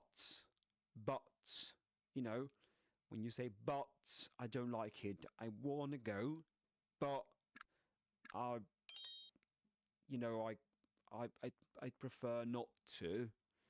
So but, struggle to understand all the different British accents. The different British accents. And hurdle. His struggle to understand all the different. His struggle. Okay, there's a connected speech phenomenon there.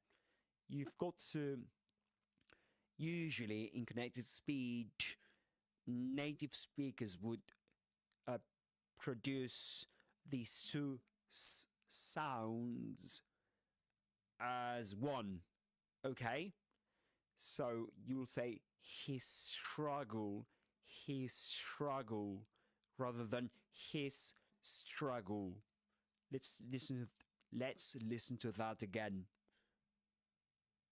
Except for one major hurdle. His struggle to understand. He struggled to understand. And all the different British accents. Different. You won't hear different, but different.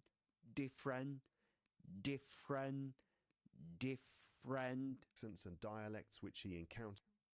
His struggle to understand all the different British accents and British accents. I love it how he pronounces that phrase. But yeah, let's listen to it again. British accents. In accents, in the first syllable of accents, you'll find the same vowel sound as in managed, and garage, and cat. So accents. Okay, remember to kind of group words in terms of the sounds found in them, rather than just think about, spellings and things like that. Although spelling does play an important role in categorizing words, I suggest you, my recommendation is that you focus on pronunciation, and that you can categorize words in terms of whether they rhyme or not. Okay? Dialects which he encountered on a daily basis. Different British accents and dialects. His struggle to understand all the different British accents. His struggle to understand all the Okay, let's do it again. His struggle to understand all the different British accents and dialects which he encountered on a daily basis. And dialects.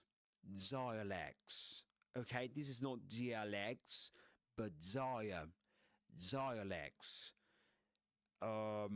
This is a difficult to pronounce, a word difficult to pronounce for Spanish speakers and Italian speakers alike, because in Spanish, and I guess in Italian, you've got words which are spelled nearly exactly the same. Especially, well, I know I speak Spanish, and I know that just like it happens with the word dialogue, okay? Dialogue, usually Spanish speakers will say dialogue, dialogue, or something like that. But it's dialogue. And in this case, this is dialects. So repeat after me. Dialects. Okay? Different British accents and dialects which he encountered on a daily basis. So, and dialects which he encountered on a daily basis. Which he encountered on a daily basis. This is basis. On a daily basis. Daily basis. Which he encountered on a daily basis. Let's listen to it once again. To this extract. Understand all the different British accents and major hurdle. His struggle to understand all the different British accents and dialects which he encountered on a daily basis. Okay. He struggled to understand all the different British accents and dialects which he encountered on a daily basis. Okay? On a daily basis. And try to connect words, You say on a daily basis rather than on a daily basis. On a daily basis.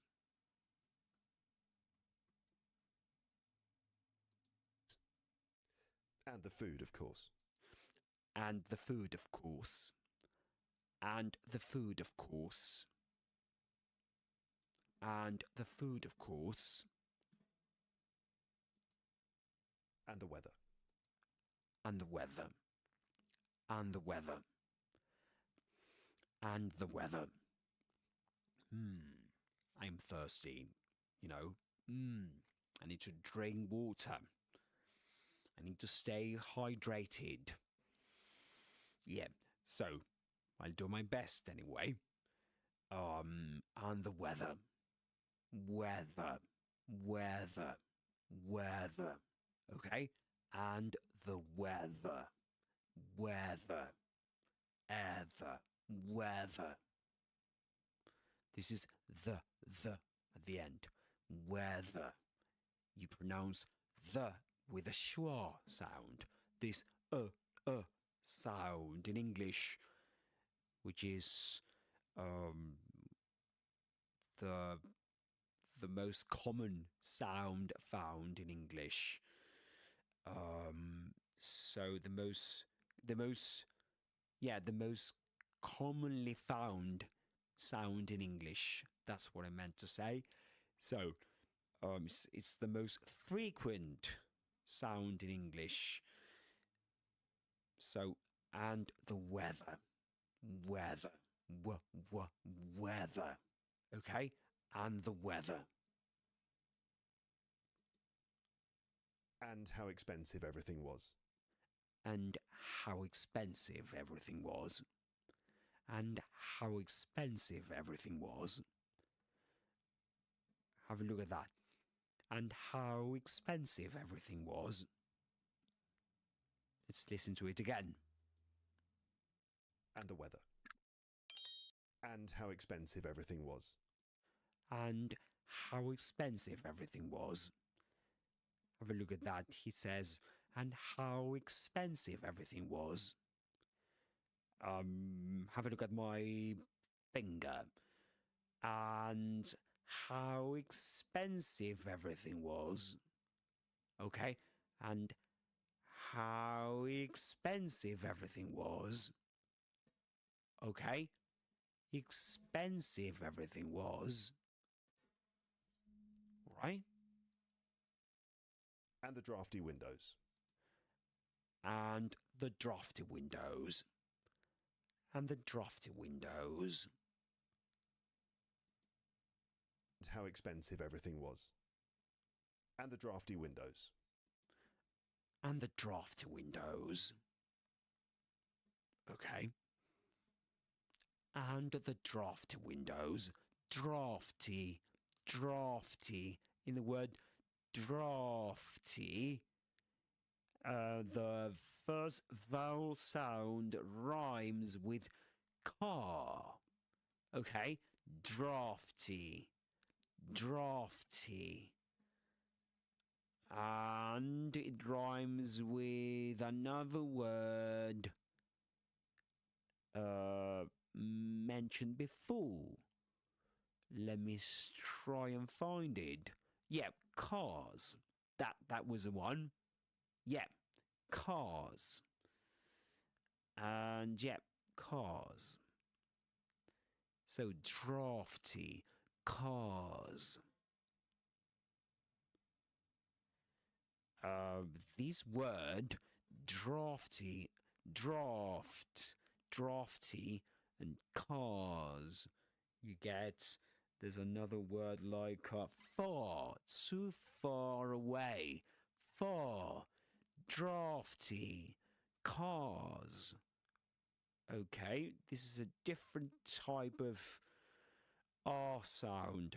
Okay, this is R sound, the R sound in British English.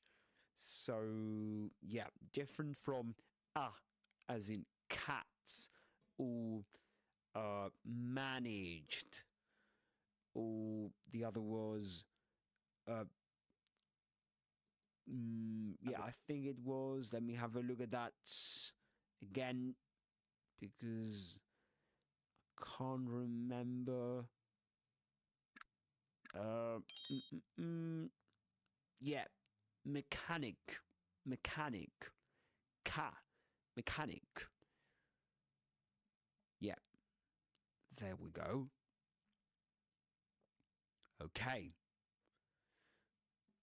Right. The tiny everything was. And the drafty windows. And the tiny kitchens. And the tiny kitchens. And the again, here you can connect these you can omit the final z in and pronounce the n sound as the, anticipating the following sound, the first sound in the. So you can say, and the tiny kitchens, and the tiny kitchens. And the drafty windows. And the tiny kitchens. And the tiny kitchens, tiny kitchens, tiny kitchens. And the carpet everywhere. And the carpet everywhere. And the carpet everywhere. So, have a look at this word. Carpet. Carpet. In the first syllable, car, the R sound rhymes with cars. Okay? Cars. And it rhymes with drafty, drafty, drafty. Carpet, carpet. And the tiny kitchens. And the carpet everywhere. Everywhere, everywhere, everywhere, everywhere. All right, everywhere. Notice that he doesn't say everywhere. He doesn't pronounce that R sound at the end, okay? Because of Luke's accent. Southern Standard British pronunciation, okay? He's got a Southern Standard British pronunciation. So he doesn't pronounce the R sound at the end of a word, except in some cases. For example, if there's a word beginning with a vowel sound right after the word ending with, for example, everywhere, you know, you get the final R sound at the end. Car or car, for example, car, you might say, the car is in the park. Okay, the car is. And anyway, we might go back to that topic later on. And the fact that there were always 2 taps on every bathroom sink. And the fact that there were always 2 taps on every bathroom sink. Again. And the fact that there were always 2 taps on. And the fact that there were always, you'll notice there this small r sound after there were always 2 taps. There were always. So if weren't followed by a word beginning with a vowel sound like always, Luke wouldn't have said where this small R sound wouldn't be there, you know. So this small R sound is actually linking. Is usually called, it is called linking R, because in this accent it connects one word where one word in that has in its spelling at the end. So one word which has at the end of it the letter R, okay? Well, in this case, were is the letter R is not, I mean, it's not the last one, but you don't pronounce the E sound at the end. For example, in American English, you don't pronounce it. You say where. Okay? So, in terms of sounds, what sounds are pronounced, the final sound is the R sound, the consonant R sound in the word were. And in American English, it's were. Okay? But in this accent, in Luke Thompson's accent, the R sound, the consonant R sound, is only pronounced if after it there's a word beginning with a vowel sound, such as always. So we get we're always, and we call that kind of linking sound linking R. Alright? On So every carpet everywhere. And the fact that there were always 2 taps on every bathroom sink. and the fact that there were always 2 taps on every bathroom sink. So 2 taps. Taps. Again, in this word, this monosyllabic word, which has, of course, 1 syllable, you'll find the vowel sound A, as in cat. And another word that came before in this story is, well, facts. Facts. Taps. Cats. That's a word I mentioned. And another word was, let me have a look. Let me try and refresh my memory. Accents. Accents. Accents. And another word is, well, mechanic. Mechanic. Garage. Yeah. So, taps. Facts.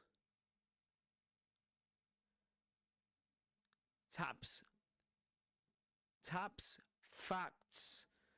And So when he washed, there were always 2 and the carpet everywhere. And the fact that there were always 2 taps 2 taps on every bathroom sink. on every connect. You can connect there. On every bathroom sink. So and the fact that there were always 2 taps on every bathroom sink. Bathroom sink. Bathroom sink. So when he washed, he either froze his hands in ice cold water or So when he washed, he either froze his hands in ice cold water completely boiled them. So when he washed, he either froze his hands in ice cold water or So when he washed, he either, look at the pronunciation of that word, either. This can be pronounced, especially in British English, either. But you get this pronunciation a lot. Actually, Luke Thompson always pronounces this word in that way, either, with a long E sound at the beginning, rather than with a diphthong I, either. If you listen to Luke on a daily basis, you'll realize that he says either. Okay? So, either. bathroom sink. So when he washed, he either froze his hands in ice cold water or So when he washed, he either froze his hands in ice cold water completely boiled. So when he washed, he either froze his hands in ice-cold water or Froze. Froze. Repeat after me. Froze. Froze. Okay, froze. Froze. This is a long diphthong here. Froze. Froze because of the final sound. The final z sound. Froze. He either froze. Have a look at the word either. He doesn't say he either. Either. Why? Because the next word doesn't begin with a vowel sound, but with a consonant th. Th. He either froze his hands in ice-cold water, completely boiled. So when he washed, he either froze his hands in ice-cold water and washed. This is not washed, okay? This is washed.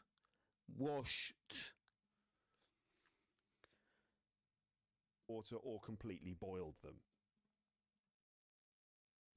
So when he washed, he either froze his hands in ice-cold water or He either froze his hands in ice-cold water. So when he washed, he either froze his hands in ice-cold water. This is water, ending with a schwa sound. Water,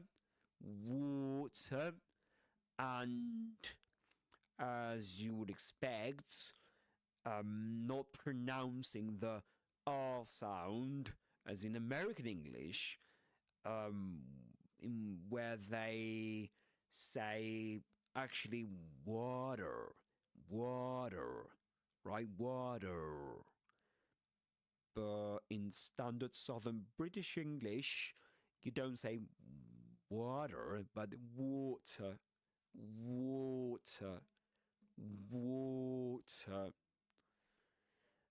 And or complete room sink. So when he washed, he either froze his hands in ice-cold water or completely boiled them. Yeah, you notice that he does this when he mentions these two alternatives. So when he washed, he either froze his hands in ice cold water, right? And either usually introduces two alternatives. You know, you either come or go to a place. You either drink water or Coke, you know. So in this case, the two options are, you know, well, he actually mentions froze his hands in ice cold water or completely boiled them. When he washed, he either froze his hands in ice-cold water or completely boiled them. Completely. When he washed, he either froze his hands in ice-cold water or completely boiled them. Completely. Look at that. He doesn't say there completely.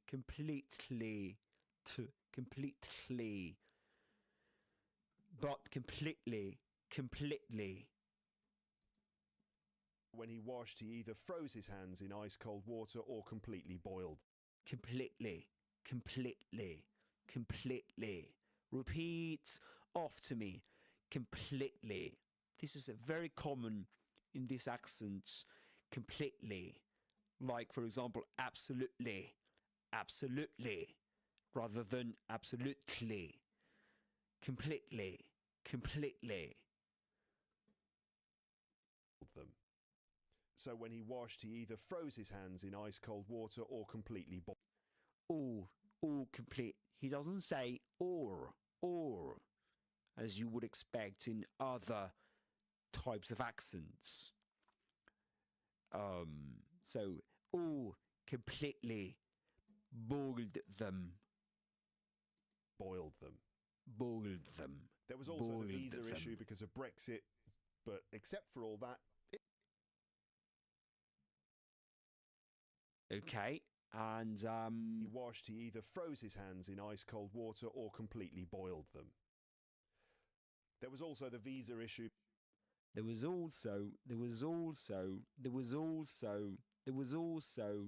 because of Brexit, completely boiled them. There was also the visa issue because of there was also the visa issue. There was also the visa issue. Okay, so this is there was also there we can see that he doesn't say there, but there was also the z sound at the end of was links that word with the word also. There was also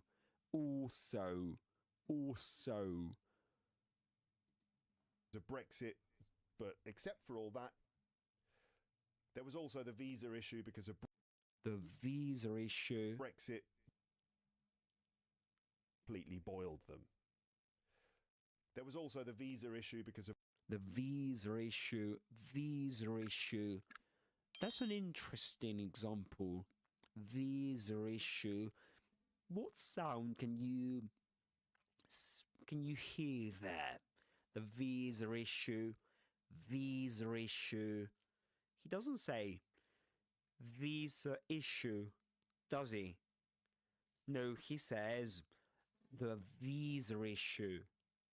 There was also the visa issue. He does pronounce small r sound in between visa and issue, doesn't he? There was also the visa issue. Okay, this isn't called linking R. This is called intrusive R, you know, because it's not in the spelling. You can't see it there. So the visa issue, and it usually happens when a word ends in a vowel sound, like the schwa sound, as the word visa, visa, and the next word begins with another vowel sound, like visa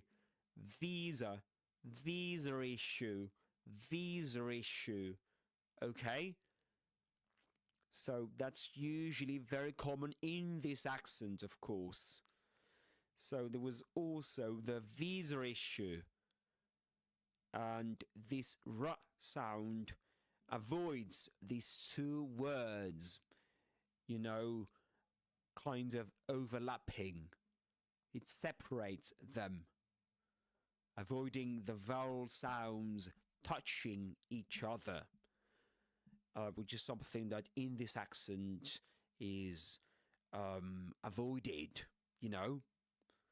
So the visa issue, there was also the visa issue because of Brexit.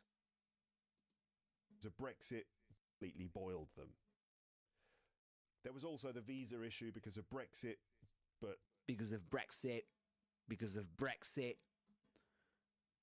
Again. boiled them. There was also the visa issue because of Brexit, He doesn't say because of Brexit, does he? Listen to Luke again. but except them. There was also the visa issue because of Brexit, Brexit.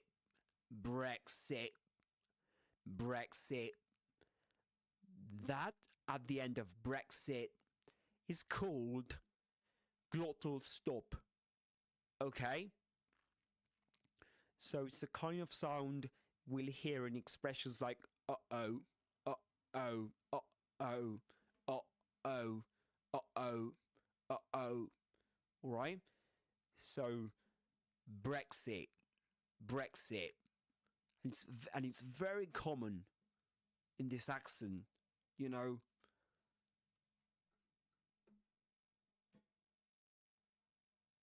So Brexit,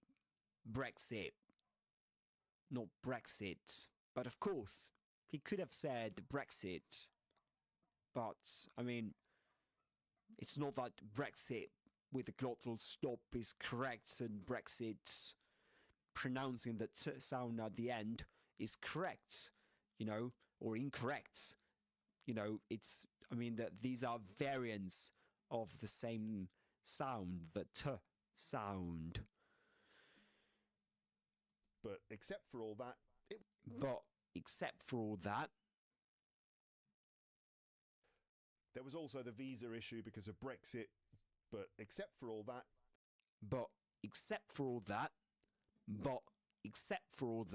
again, but he doesn't say but, does he? Listen to him again. it was one. There was also the visa issue because of Brexit. But except for all that, except for all that, it was wonderful. There was also the visa issue because of Brexit. But except for all that,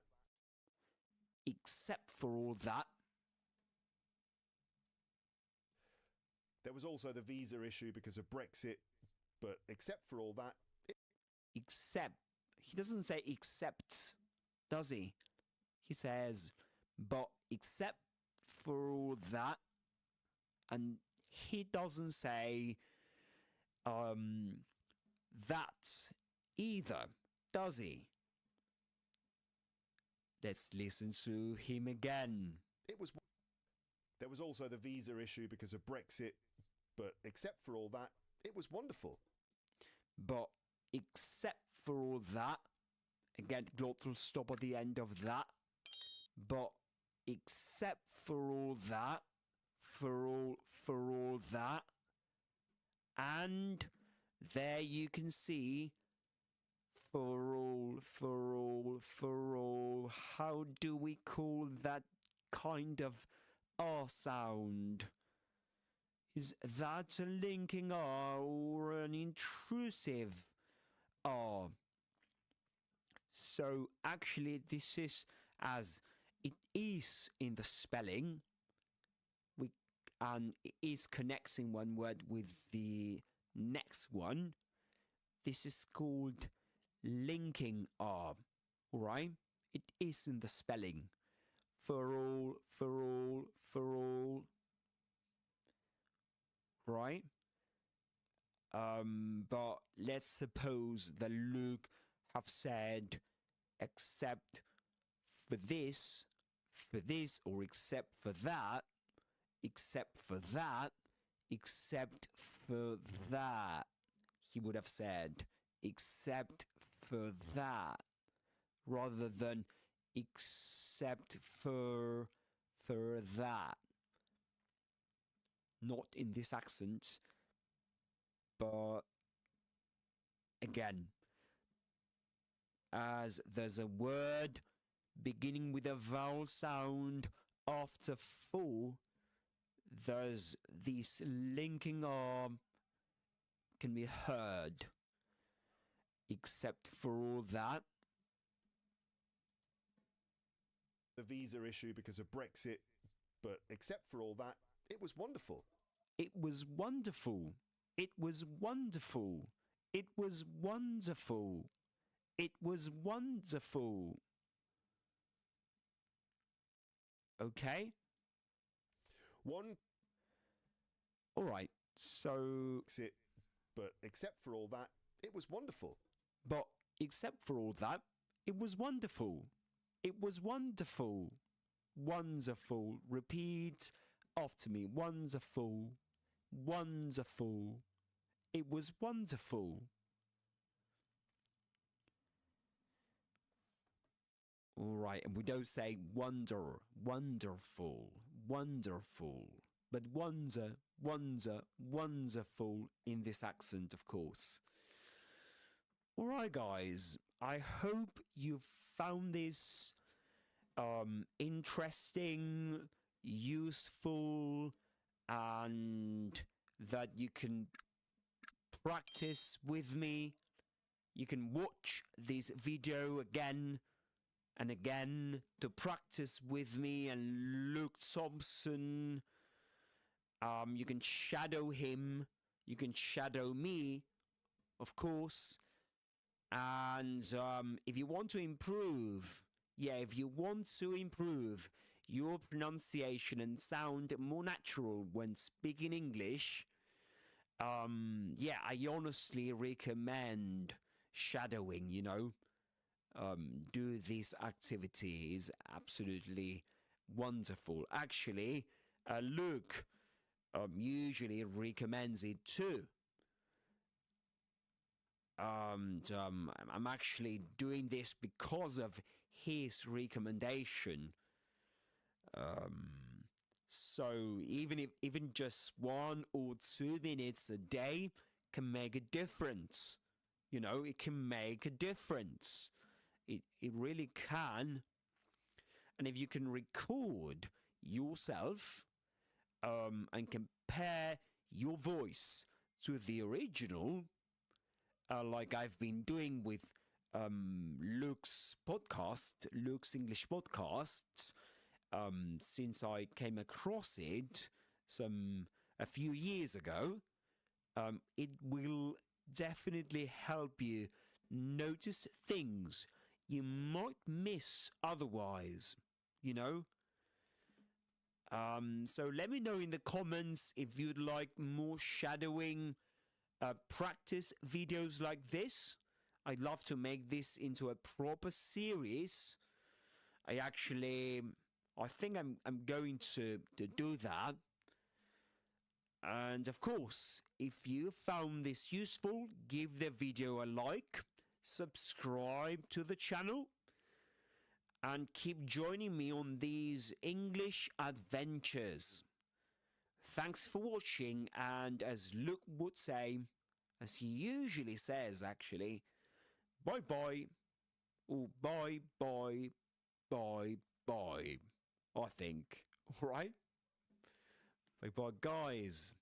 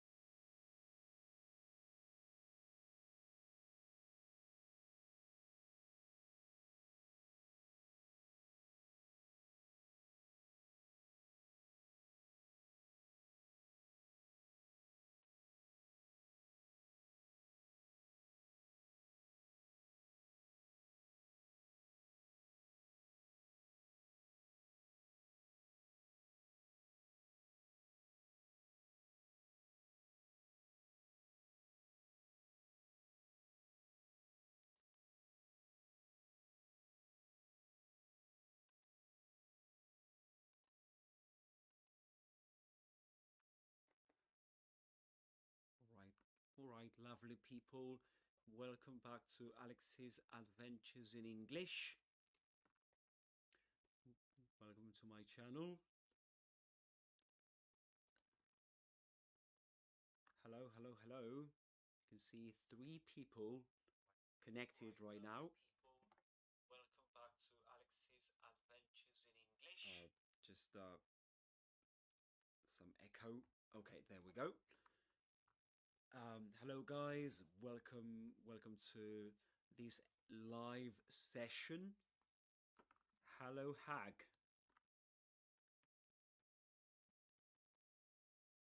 How are you? Welcome to this live session. How How are you doing? You doing fine?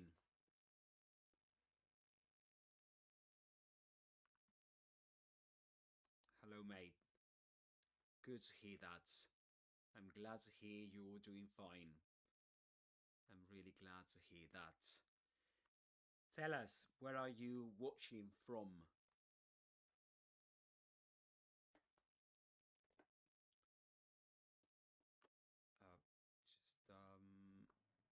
There we go. Now I'm recording the session. Okay, that's great. And perfect. Good, good, good, good. I'm glad to hear that. Mendoza, Argentina. All right, welcome to this live session. Hag from Mendoza, Argentina. Really glad you've been able to join me. You've been able to join this live session, and are you ready to learn some English?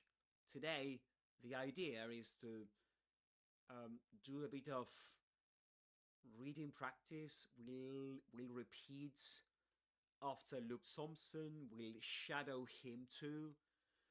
And apart from that, we're going to break down his pronunciation, right? Break down the pronunciation of each sentence of this story. A short story he read some time ago called The Doppelganger. Right? A doppelganger is like a double, you know, like somebody on Earth who's exactly the same as you. And it's a bit like the connotation this word has is a bit negative, in the sense that there's somebody else on Earth exactly like you. Okay? So it's quite an interesting story. And of course, you should everyone, guys, you should go to Luke's English podcast and watch the original episode where he explains everything about the story. He breaks down key vocabulary from the story, pronunciation too, right? And in this episode, actually, what we're going to do is to do an exercise. He suggests nearly the end of this, nearly at the end of this episode. This is, so it's quite interesting, right? To do an exercise he proposes at the end of this episode, nearly at the end of this episode. So anyway, Hag, welcome to this live session. I hope you're ready to practice some English. And so let me give you some context before we begin. In the meantime, tell me a bit about you, more about you, Hag. Have you been learning English for a very long time? Do you like British English? Yeah, mate, let's get started. All right. So, I was about to tell you that this video doesn't intend to replace Luke's original episode. In fact, I highly recommend you to go and check it. Go and check it out in full. You can find it either on teacherluke.co.uk, here on YouTube, and on Apple Podcasts or Spotify. It's one of his most popular episodes, over 2 million views, and for good reason, of course. And the story itself comes from a fantastic book titled Nothing Short of 100 Selected Tales from 100 Word Story. It's a collection of short stories from 100wordstory.org. Yeah, I think I can. Yeah, this is much better without the headphones. You tell me if you can't hear me, you know, just in case. So anyway, I was telling you that this book is a collection of short stories from the website 100wordstory.org. And these stories were published. This story actually was published by Outpost 19, a user, right? And was put together by Grant Faulkner, Lynn Mundell, and Joshua Michael Stewart. Okay, I'll leave that information in the episode description, never mind. And so if you're an English learner or teacher, this book is a gem. Bite-sized stories, ideal for listening, shadowing, and classroom use. Right? Here's what we're gonna do today. Let me guide you.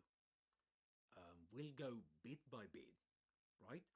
First, Luke will read a line. I will play a short clip from his episode, and we're going to repeat after him. Okay? That's step 1.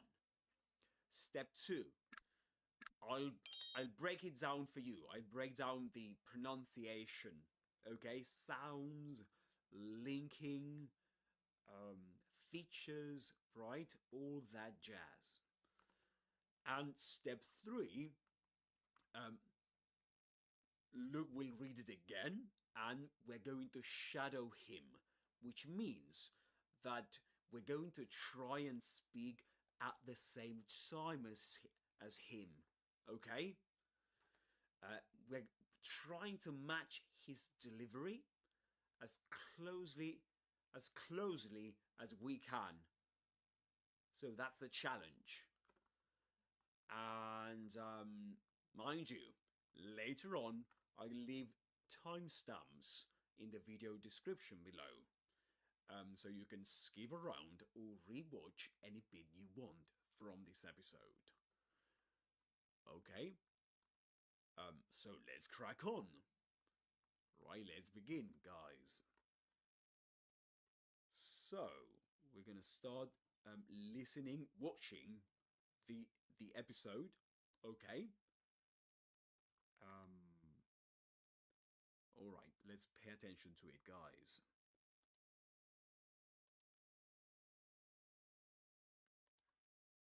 Let's move on. Just some pronunciation. We're nearly finished here.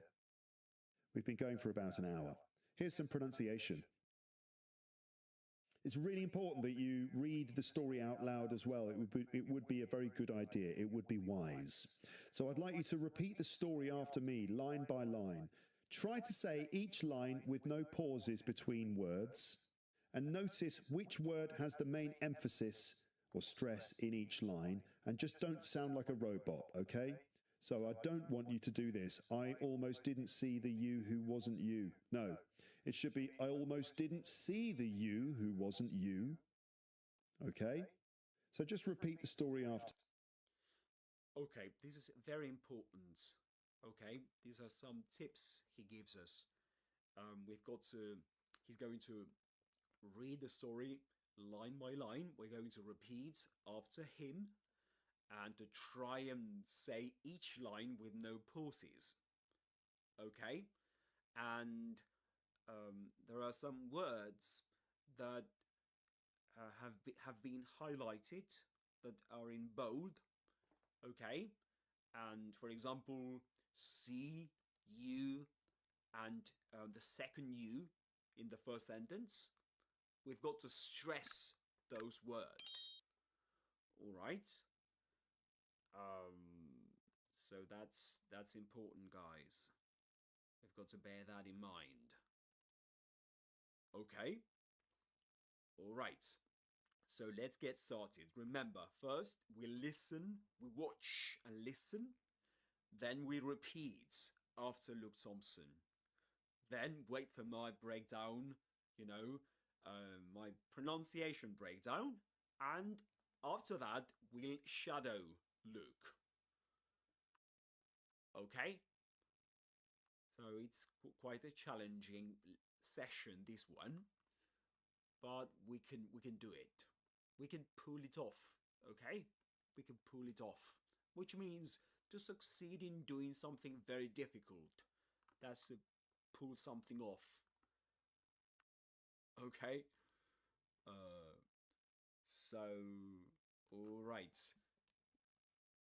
So guys, let's get started. For me, here we go. Doppelganger. So I'm going to leave a pause after I say the line, and that's where you repeat it. I'll say it twice, then you repeat it, and then I'll move on, okay? Doppelganger. Doppelganger. Okay, Doppelganger. That's the title. Doppelganger.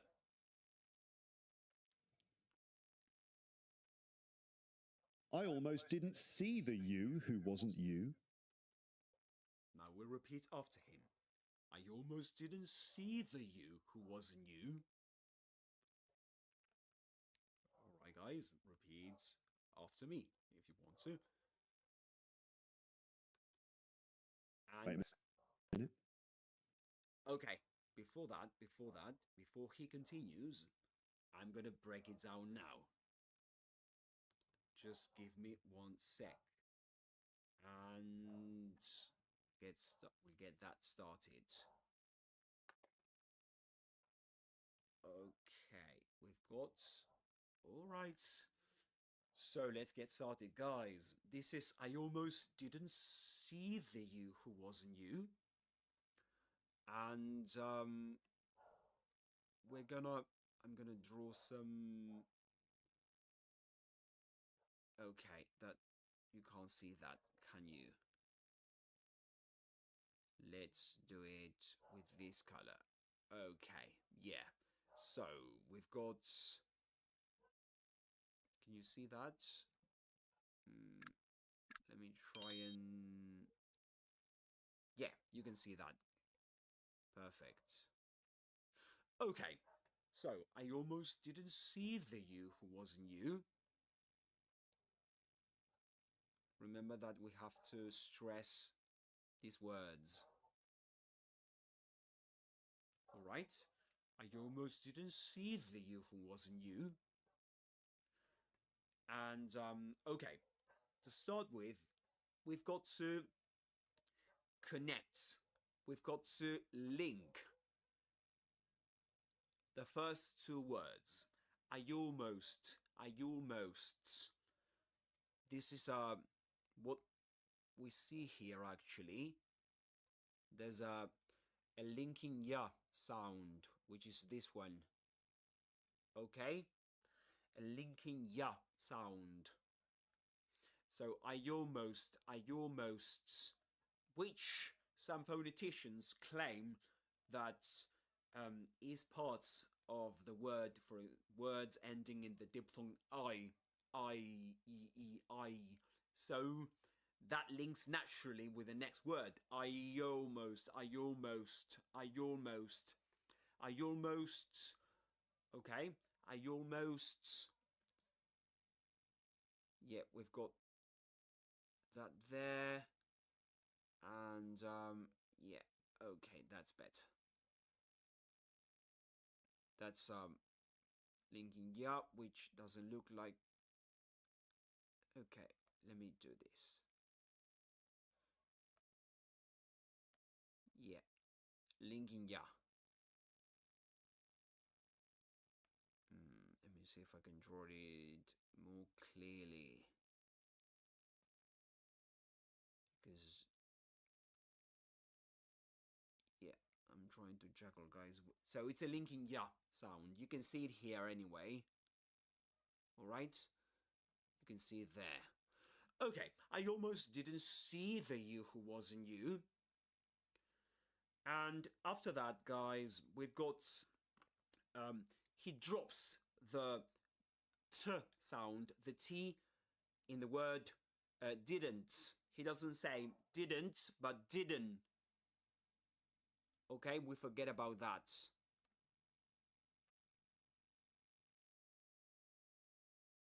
So he doesn't say didn't see. You almost didn't see the U. Didn't see the U.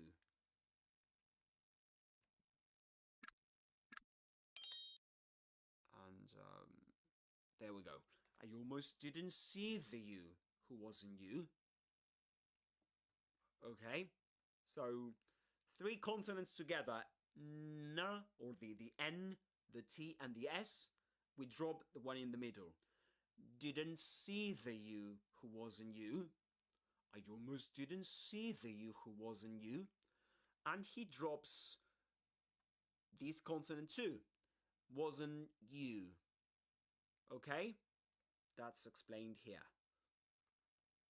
And apart from that, guys, what he does as well is to stress both instances of you. Why? Because this is called contrastive focus. Because he's talking about 2 different people. Okay. So we get this. This is typically in everyday life. It typically happens when we greet somebody. We say, how are you? I'm doing fine, and you? Okay, and we stress the you at the end because we're interested in the other person now. Okay, so he stresses both times these words. So I almost didn't see the you who wasn't you. All right. Now, guys, we've got a shadow look. Let's give it a try. Remember, you've got to, you listen. Actually, we're not going to listen to him again without actually speaking ourselves. As soon as he starts speaking, we try and speak at the same time. We're going to try a few times because it's difficult to get it right. So, let's give it a try, guys. You who wasn't you. Wait a minute. I almost didn't see the you who wasn't. You repeat it, and then I'll move on, okay? Doppelganger. Sorry, guys. Just give me one I second. almost didn't see the you who wasn't you. Wait a minute. Now, guys, remember, I almost didn't see the you who wasn't you. I almost didn't see the you who wasn't you. Okay, your turn. Go. He does it. Okay, your turn. Go. I almost didn't see the you who wasn't you. He makes a pause, right? You who wasn't you. Between you and who. Wait a minute. I almost didn't see the you who wasn't you. Okay, your turn. Go. Right, there we go. I almost didn't see the you who wasn't you.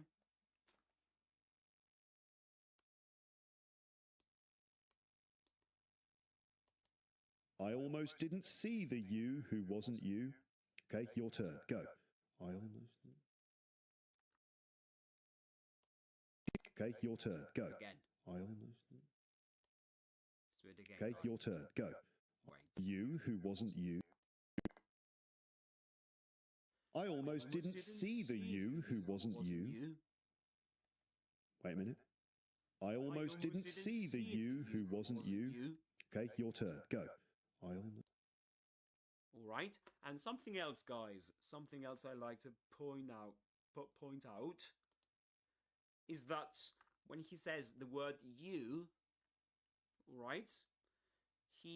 What he does is to do this with his lips. Actually, all speakers of this accent who speak with this accent do it. Southern Standard British English, which is to start with his lips rounded, right, like this, you, but then they become more rounded, you. Actually, some phoneticians claim that this is a diphthong, right, rather than a long oo sound, which means diphthong means that it's made up out of two sounds. So actually an oo plus a wa sound at the end. So ooh. But never mind, guys. The most important thing for you to get now is that you have to do this ooh. Pay attention to how he does it. I almost didn't see the you. The you. Who wasn't you? Who wasn't you? Okay. Okay, your turn. Go. I almost. All right. So let's move on, guys. Let's continue with the next line.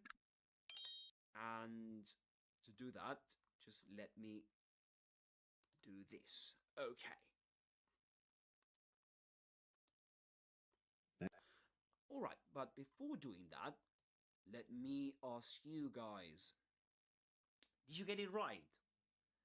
How did it go? The first sentence. Did you struggle? Did you struggle to pronounce it? Did you nail it? To nail something means to be able to do it, you know, perfectly well. That's to nail something. If you can, let me know in the comments. And of course, I've got 3 people viewing right now, watching right now this session. If you want to introduce yourselves, that'd be great, guys. And you did it. Perfect, mate. Very good, Hag. Excellent. All right, so let's move on, guys. Let's continue. Next. I was walking past the outdoor tables of the French cafe. Now we've got to repeat. I was walking past the outdoor tables of the French cafe. Okay, you can repeat after me. And we can listen to him again, right? I was walking past the outdoor tables of the French cafe. I was walking past the outdoor tables of the French cafe. Okay, yeah, repeat after me. I was walking past the outdoor tables of the French cafe. This is cafe, French cafe. Okay, cafe. Good. That's the first step. Now, let's move on to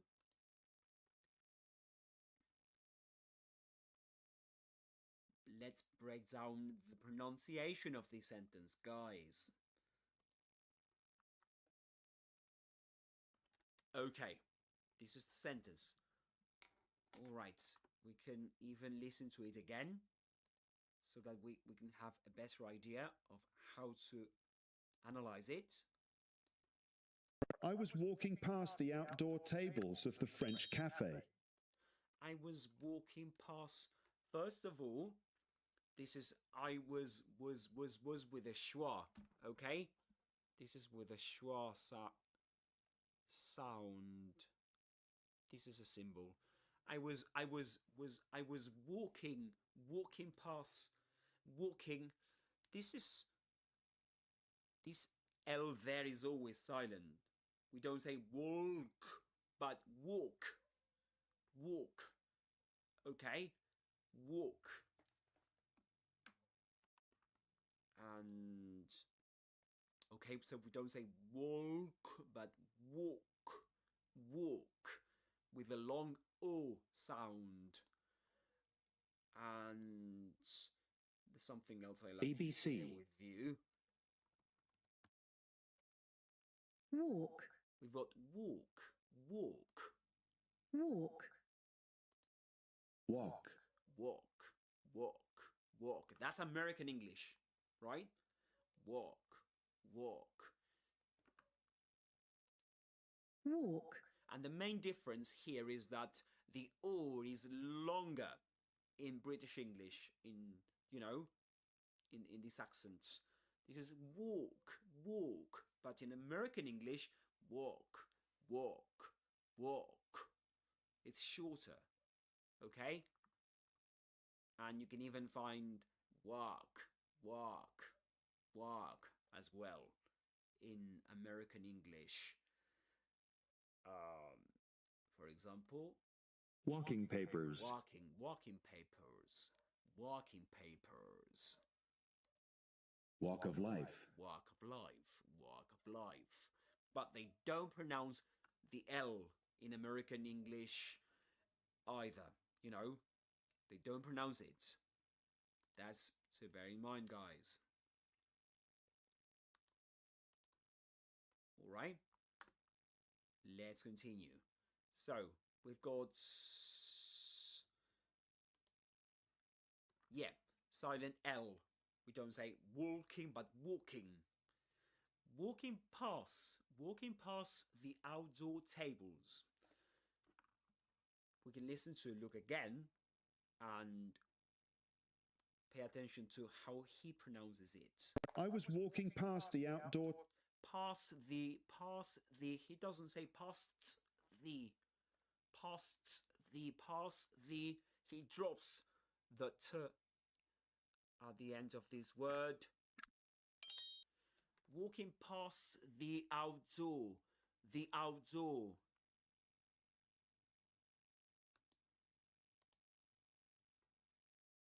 Next. I was walking past the outdoor. The outdoor. All right, he says the outdoor.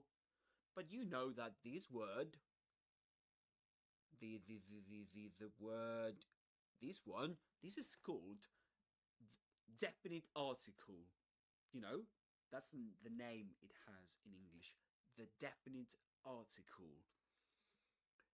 So, that's not very clear.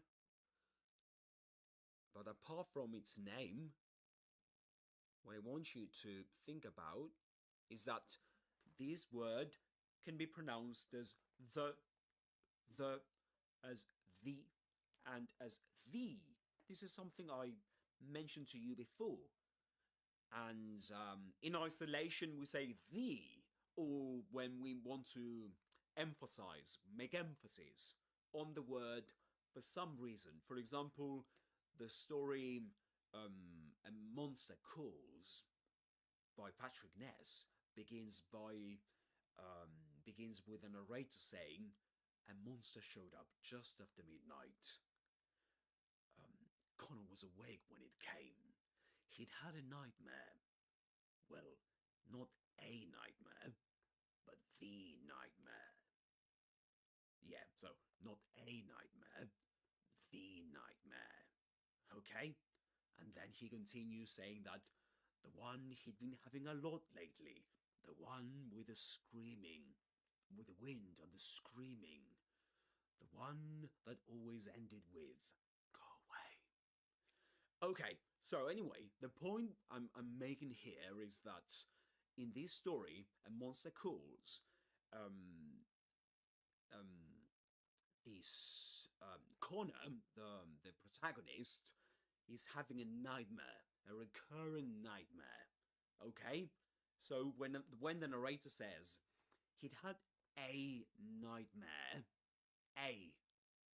so he had a nightmare. First, he says, right? He had a nightmare, a nightmare. But then he says, well, not a nightmare, the nightmare. Okay? It's not just any nightmare. It was the one he'd been having a lot lately. It was a specific nightmare. So he's making emphasis on the word the. And so he pronounces it as such, the nightmare. All right, and that's the way you'll find it in isolation too in dictionaries. The. But in connected speech, we hardly ever pronounce it as the. We usually say the, or the, okay? Either with a schwa, like this, or this is a symbol for the TH guys. In English, when there's vibration in the vocal folds, the, although it doesn't look like it, but this one does. Or the with a neutral, the E, the, and basically in a nutshell, we say the before a consonant, right before a consonant, the door, the car, the problem. But the right before a vowel sound. So in this case, we've got the outdoor. This is a vowel sound, so we have to say the outdoor. We don't have to say it, but we that's what native speakers do. The outdoor, the outdoor, the outdoor tables. Okay. So pronunciation here with a neutral E sound. The outdoor tables of the French cafe. Yeah. Okay, so we've got, this is the weak form of the word of, but this is of with a schwa, okay? Of the French cafe. And this is, okay, this is pronounced as the, of course. The, because the next word begins with the th sound, with the letter F. And in connected speech, we say the French cafe. Okay? And cafe, just to give you some more help to pronounce it, this is pronounced with the same vowel sound as in cat. We say cafe. Okay? All right. Are you doing fine, guys? How's it going? If you've got any questions, more questions, guys, or any questions. Oh, you've got a question. That means él caminó y pasó por un café francés. Very good. Look at that. Yeah, this is Spanish. Yeah, this is my native language, actually. Thank you for that, for the question, Hag. Yes, it means that él caminaba, right? Actually, I was walking. It's just yo estaba caminando, right? Yes. So, él estaba caminando. And sí, estaba pasando de largo, right? This is to walk past, cuando pasamos de largo. Vamos pasando por un lugar, okay? Por un café francés. Yes, exactly. Café francés. Exactly. Very good. So, but to be more precise, por las mesas que estaban afuera. Okay, the doors, the tables outside, okay? The outdoor tables. Outdoor tables are tables located outside a cafe. Okay? So, but yes. So that's basically what this sentence means. Okay, so this is the sentence. No, that one. Okay, there we go. Yes, very good.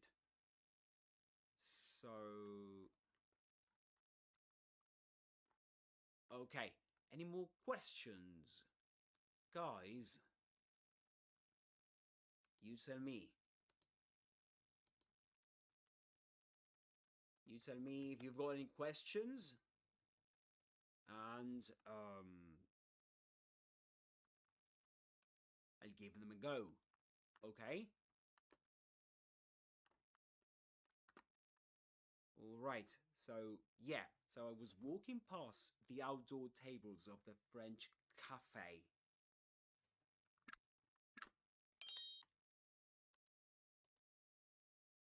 And, yeah. And, to give you another translation also of this sentence would be pasaba junto a las mesas al aire libre del café francés, right? Del café francés. O iba caminando junto a las mesas al aire libre del café francés. That's another translation in Spanish. Guys, for any Spanish speakers out there, including you, of course, hack. And but yeah, that'll be the L doesn't go only in American English, right? The L in the word walking, that L, hack. The L in walking is not pronounced in, it's neither pronounced in in American English, right? Nor in British English. So it's not pronounced. We don't say in American English with walking. Yeah, we don't say walking. We say walking in British English. Walking with a long O sound.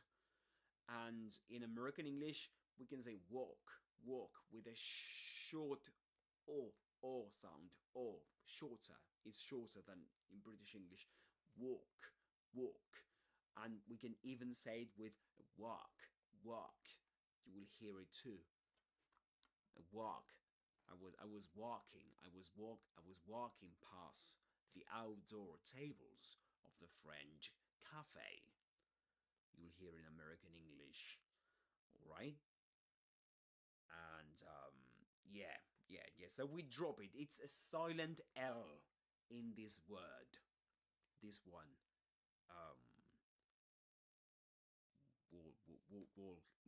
We don't say walking, okay?